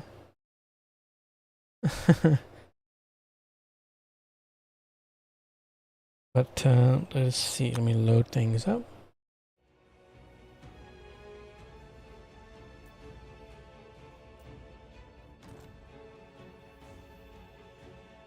Also probably need to turn the music back down. I turned it up way too loud. Alright, yeah. So I believe Snow White and the Chickens is Lord Chicken Feed and Shiryuki, and very handsome. And Nurgles in Paris is possibly Where's the Chaos and Corn? Let me check that real quick. Yeah, Snow White and the Chickens is Lord Chicken Feed, who is on the Tomb Kings, and Shiryuki on the High Elves up against Corn from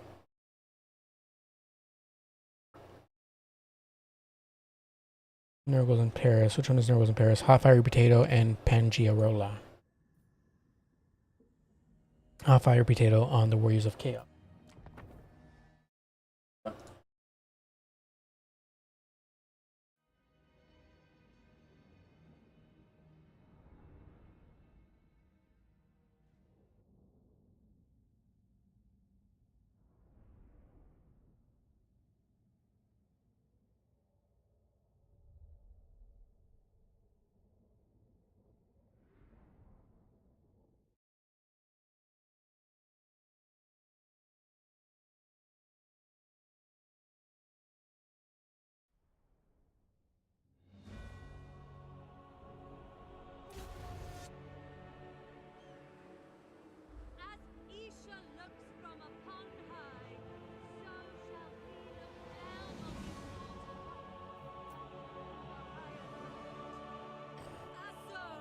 Oh yeah, I forgot to turn on the music. There we go. Okay. Yeah, that's just blasting. For the Tomb Kings and high outside, we do have Illyrio, the Radiant. She's this time not on her pigeon. Instead, she is on horseback with Earthblood and Star of Avalorn for just gonna be a heal bot essentially. Boon of Isha as well for the magical attacks and ITP, and then more life bloom. A whole bunch of silver and guard spears, etc. You know how it is. And then some archers. We also have a Star Dragon. Obviously gonna be able to duel it out with any Warriors of Chaos or Khorne units, SCs, etc. Especially with Sphinx of Ushef. Or they also have some Illyrian Reavers in the Vanguard up in the forest. For the Tomb King side, we do have High Queen Khalida with the Venom Staff. Venom Staff is pretty good now that they changed the magic missiles. I want to say pretty good, but it's good. It has 5 projectiles and does poison and has some solid AP values. Very nice. She's on foot, very cheap. Very cheap melee combatant. And then I saw the healer somewhere. Not healer, caster. Lich Priest of Nehekar with Incantation of Cursed Blades, Incantation of Vengeance. Cheap spell cast out for, for the proc. Actually, they didn't bring the proc. Okay. That's interesting. Incantation of Vengeance. We also have the Sphinx of Ushef, the Necrosphinx ROR. Pretty good anti-large fighter. Will absolutely beat down on a majority of the Wood Elves. I mean, the Warriors of Chaos and Khorne SEs, depending, if it's like a 1v1. Otherwise, they will lose out. I think they'll win against Scarbrand, maybe, or Scarbrand wins. I don't know. We also have a War Sphinx and hope some Skeleton Warriors too. Skeleton Horse Archers as well. And then let me look at the other side. Warriors of Chaos will be headed up by Archaon with Spirit Leech, Slayer of Kings, and Fight or Die. We also have Searing Doom. For the rest of the army, we do have Chaos Knights plus some Marauders with Marauder Horsemasters on the left-hand flank. More Horsemasters and Marauders on the right-hand flank. The center core is going to be just the Khorne Marauders and Khorne Warriors with some Halberds as well.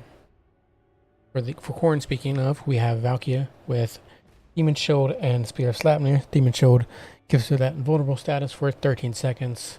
Can mitigate a lot of damage that would otherwise go through Spear of Sleipnir as well. And then we have a Cultist of Khorne on horseback with Gate of Khorne. Usually see the Cultists on foot, but Oh, we also have a Hell Cannon. Nice. Cool. Love to see Hell Cannon. Hell Cannon can do some solid work. Can start sniping out, can snipe out SCs and even do okay. Well, it does okay into, excuse me, let me rephrase. It does better into infantry, but can even snipe out SCs slowly. I've had good success with that as well. Got some skirmishing. I already see a nice shot into the Silver Guard, picking up some decent value off those guys. Marauders of Khorne taking some shots in from the range components, or the skirmishing of the High Elf side. Right hand flank, we do have Skeleton Horse Archers making over their way up to point 3 to contest. Try to take it back, but it's not going to happen with double Marauders outcapping both these units. But it also could just be them just shooting in, shooting back at the Marauder Horsemasters. They do end up getting caught out a little bit by the Marauders, which is unfortunate. Guard are taking an absolute beating from that Hell Cannon there. Almost down to half HP already. Valkia just disrupting the archers, stopping them from shooting, and there's nothing really to stop Valkia at the moment, so. Do have a Spear of Sleipnir possibly going down here on the archers, absolutely wrecking them. Some nice, really nice solid Spear of Sleipnir there. The Reaver archers continuing to skirmish back and forth with the Horsemasters. Hell Cannon continuing to fire for free, and does get another shot there, and doesn't really hit. Firing for free as if it costs money to fire. A nice Venom Staff there on the Chaos Warrior, doing some solid damage. Lita's slowly getting whittled down by Spirit Leeches, and then in return we also get an Incantation of Vengeance on the Chaos Knight, slowing them down to 56 speed, and also doing some solid work. Star Dragons could probably jump in there on them real quickly, but especially with the Sphinx of Ukshep. I'm not sure why what the Star Dragon is really doing at the moment. It needs to probably pick a place and jump on there real quickly. Kalita could get sniped out here if a Tomb King's player isn't careful. Not that it guess matters, she's pretty cheap, but that leadership penalty is pretty rough. But Chaos Knight took so much damage from that Sphinx of Ukshep and from the Incantation of Vengeance. They're partially about to rout, even though they got that charge there. If it wasn't for that charge, which they gave them that, I think it's like 17 leadership increase, then they would have routed sooner. But they end up routing eventually. Arcan gets surrounded by the Fireborn plus the Sphinx, and in return he punishes that blob with a very nice Searing Doom. But he is routed off. He does take some Fireborn with him, but completely routed off. He hopefully gets killed there. We'll see. Star of Everlyn going down, healing up Kalita, Ilariel, and the War Sphinx. Pretty decent Star of Avalon there. Arcan does unfortunately end up getting away, which is gonna be pretty rough. Though I don't think the Warriors of Chaos have any healing unless I see a Nurgle hero anywhere somewhere. Nope. We do see the Summoners of Rage, which is pretty cool. Also, the Hill Cannon has now been targeting the Fireborn, which is a pretty good target, despite the fact that they have some fire resist. They could do some pretty good at sniping out models. And the Summoners of Rage do end up getting a nice rear charge there on the Fireborn. It might end up eventually dragging them down. And I think they do. I think those Fireborn, unfortunately, are going to end up routing there. Especially now that the Chaos Trolls are there.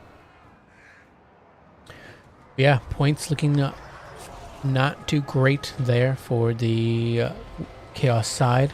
584. Actually, no, excuse me. For the Order side, 596 up to 600 right now for the Chaos side. 0 tickets so far for the Order side. Getting flags mixed up here. The banners just confusing and whatnot. Yeah, though the value trading is going really good for the Tomb Kings and High Elves, the actual points are going towards the Chaos side. Trap the Great Bow are being shut down finally by the Chaos Knights. The Chaos Knights continue to live. I wished that they had gotten shut down a lot sooner with the Star Dragon and the Cameron War Sphinx, but unfortunately they continue to live and continue to be a pest. But now it finally should be finished off by the Incantation of Vengeance. But it might be a little bit too late, as the Children of the Gods have been completely shut out. Skeleton Horse Archers getting in a fire in as well. Star Dragon just kind of fighting the Marauders, which isn't really worth it. Just let the Harpos Knights do it. Get your Star Dragon back up in the air. Charge down the Chaos Furies maybe. Or, you know, snipe out one of the casters. Something. You really need to help support the rest of the army with that Star Dragon. Is way too important to be fighting Marauders at the moment. What's the value looking on it? 757. Not too bad. I mean, you're 6 minutes in the game though.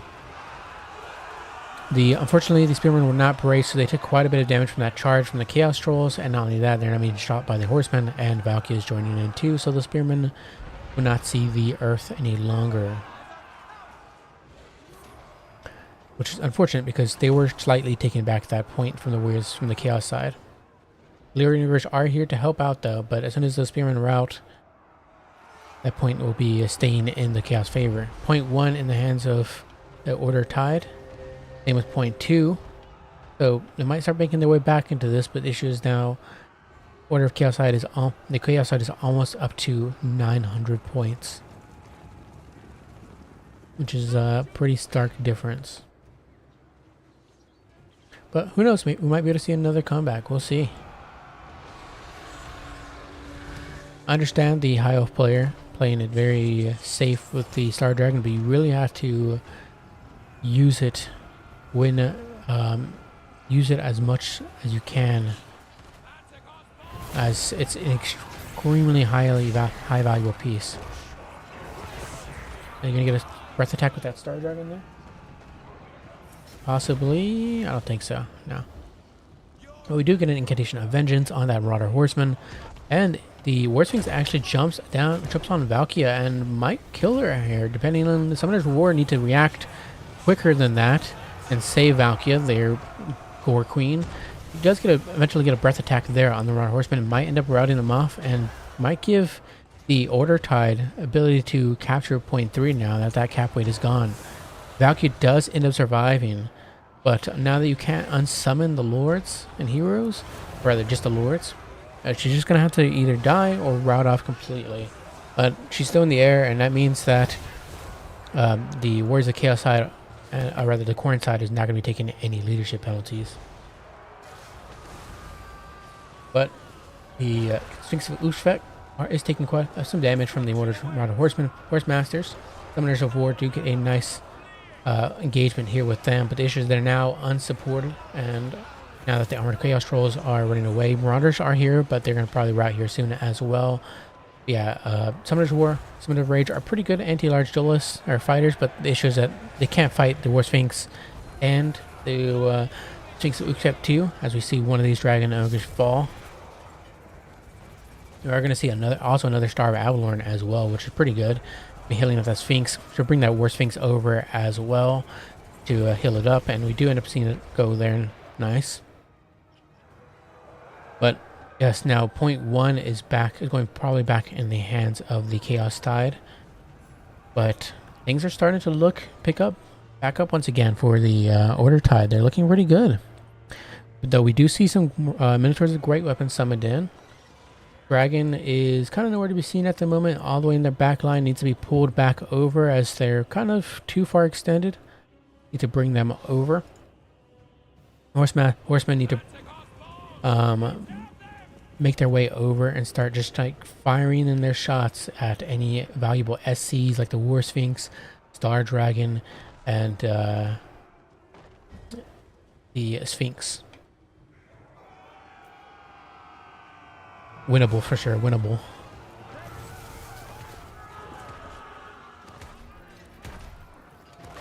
For both sides, actually. Winnable. Oh, I didn't even see, we saw the Mirror Guard, pretty cool. They're holding their own, but issue is that here come the Order Tide, which is going to end their suffering. Sphinx Uskep jumping in there, and yeah, there goes the Marauders. It didn't even make it to the fight before the Marauders got completely terror routed. Chaos Knights making their way through the little gap there, but the Dragon Princes are going to stop that and say, "Nuh-uh, not happening." But they might force path it. Nope, they don't force path it, and they get turned around. Rear charge. They don't get their charge in, unfortunately, and they also take an incantation of vengeance. But they now are being forced past, trying to get on top of those Lyran Reavers. But I think those Chaos Knights are just going to be shut down completely here soon. We'll see. They're pretty durable. The Marauder Horsemen need to be pulled back and start skirmishing a bit more and start throwing their volleys in. Valkia does pop her Demon Shield as she begins to fight the Star Dragon, but as it goes away, she's going to end up routing. She's going to end up dying very, very quickly if she takes a hit or two. And the Star Dragon, I think, is faster. Let me see. No. Valkia is about 6 speed faster, but thing is, units get charge bonus. There's charge speed, so like once they're in a certain distance, they'll get like a speed increase from their charge bonus. They'll be able to catch units out faster. So eventually, the Star Dragon will catch out Valkia and finish her off. Most likely, we'll see though. We do have some Silverhounds finishing off those Marauders. They're completely shattered actually, so they can be brought back. All 3 points are now in the hands of the Order Tide, and I'm not sure if the Chaos Tide can come back from this, really. They have very little supply points aside from Potato. We have 600 here, and another 1,700 from the Chaos Tide, but I'm sure a lot of their units are actually already on the field. Or like, they're mostly Minotaurs left. I'm not sure. You can even bring Archaon back, but he's extremely expensive. No, I don't think it's worth the investment. You're going to have to just spam out Marauders.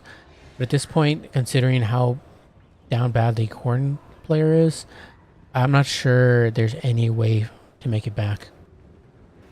But we've seen better. I mean, they were up 1,000, and now the order tide is up to 800. So you never know. You never know. It could be possible. Could see another resurgence. But I'm going to speed things up here a bit as the Fireborn can continue to chase off after the Marauder Horse Masters. They turn around, get an engagement with the Fleshhounds, completely finish those guys off. And yeah, they're just like seeing you're seeing staggered amounts of units come from their spawns, which is not the way. You need to make a single push towards one point, gathering up all your forces from both sides and just make 1 point push, or send 2 solid pushes from both players onto 1 point. But I think the 1 point is really your best bet, as even though it's predictable and even though they can react to it, it means that your little stagnant forces are going to make it harder for them to fight and take the point back, as opposed to 2 stagnant forces from both factions. Yeah, unfortunately, I do think it's over here for the Order Tide, for the Chaos Tide, as the Order faction do end up scrapping it back. No, actually, there are some knife ears in chat. Unfortunately, they're banned from the chat, but they're in here somewhere, sneaking about, being stealthy little rats. So that's 3 comebacks today that we managed to see, which is pretty great. I mean, okay, so like the Chaos had the full advantage in the beginning, but then the Order of Chaos managed to slowly pick away at engagements that turned things around. And a lot of the times the Chaos player also just kind of struggled. Both the Chaos players kind of struggled to really corner and pick off one of the SCs, big SCs, because they were typically around each other, and didn't see that many. Yeah, so you have the Minotaurs of Khorne. Those are pretty much your only anti-large pieces. And for the Warriors of Chaos side, we had an initial engagement with the Summoners of Rage and some Chaos Trolls, but they weren't actually able to seal in the deal. And because whenever you get like a proper surround of 2 monstrous infantry units like that, you have to get a full proper surround. Send 1 unit to hit the flank and then 1 around to sandwich that unit to finish them off.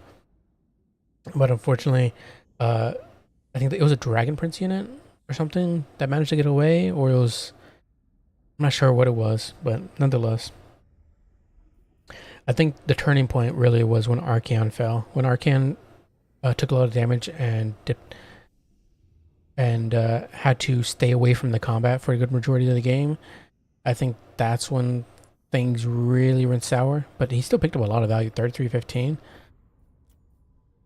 Yeah, the SCs from both the High Elves and the Tomb Kings with the Star Dragon and the Sphinxes made the day for both of them really tough. I definitely would bring the Chaos Spawn. The Chaos Spawn are quite crap, we gotta say. That engagement as well with the Chaos Knights, they were kind of like squeezed. They were initially gonna get a good engagement, but they got charged in the rear by Dragon Princes. And if you know the Dragon Princes are nearby, I definitely don't think I'll push towards that engagement in the first place. But yeah, the Chaos Knights got shut down. They hold on for a while though, because they still picked up 947 value. That's how good the Chaos Knights are. 934, 3315. Yeah, I think it's just the SCs that won it there for the Tomb King side, and the Order Tide side. I mean, that's what it gets a little bit scary, is when you have the Tomb Kings in a 2v2, or like any undead faction in a 2v2, aside from maybe the vampire counts, mixed in with a faction that can heal. I guess Tomb Kings is like the only undead faction that can really not heal that great. They do have that passive, but that they can proc by casting spells constantly, but it's not a direct heal. They have a Necrotect, which can heal up your constructs, but then you have 2 uses of it. So having a dedicated healer like Larry to be able to constantly heal up your SEs, and when it against Chaos who don't have that great of tools to shut down SEs with good mobility, it's pretty much gonna.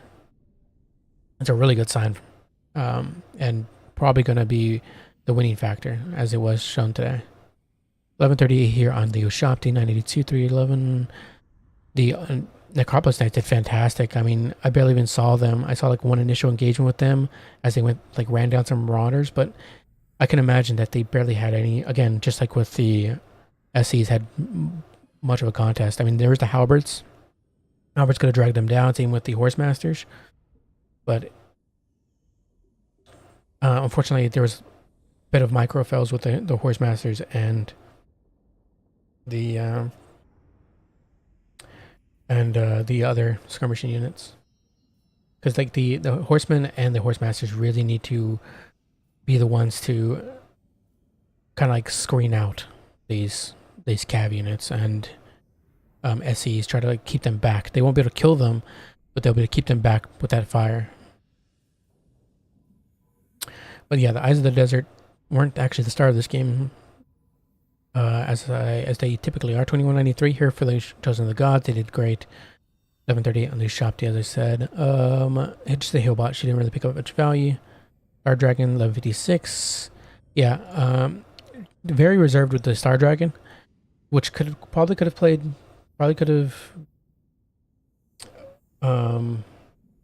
been one of the reasons why they won out there, because they didn't give the Warriors of Chaos an opportunity to get the Star Dragon surrounded, because the Star Dragon is a very valuable piece.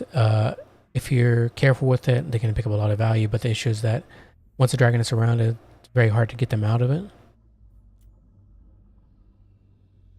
And 12, 737, 1836, 2092. I think I saw like maybe one breath attack from the dragon. 562 here, 381, 1838. Yeah, I mean, Arcane just did fantastic. 33-15, even despite taking such a beating in that early game. I like the Hellcannon pick there as well. Hellcannon just sniping out Dragon Prince models, shooting at SEs, or just I think those initial volleys probably weren't worth it shooting at the Silver Guard. I think maybe just shooting at range components and Cav is probably your best bet when you're up against like a ranged faction like the High Elves, or rather ranged Cav faction like the High Elves. You can also just have it shoot at the SCs from the Tomb Kings, because the SCs that is fire damage, so it does slow down some of their healing that they're going to be receiving from Larry there. But yeah, solid game. That'll be the end for the 2v2 tournament, at least for this week. Let me mark that off. There we go, as it goes to Snow White and the 7 Chickens. Which one did I just saw it actually. There you go. Alright, so here's this week's winnings. We have Pride and Martinius taking over Harrison and Platypus. Shadows of Achilles losing to Dragon Goat Shagos. The Massholes losing to No Promises. Iskander taking the win. Big Bees and Daddy's Boy. It's kind of an interesting like back and forth. We had both bottom brackets winning on these two, and then top bracket winning on this side, and then like in between top bracket here and bottom bracket winning. Yeah, that is Domination for this week, and then next week after that would be Land Battle, Conquest, Land Battle again, Domination. So thanks to JP for hosting the tournament, and I'll catch you guys next time with the rest of the next rounds of the tournament. See ya, Andre. See ya, Hurley. See ya, Michael. See ya, everybody else. Catch you guys next time. Bye.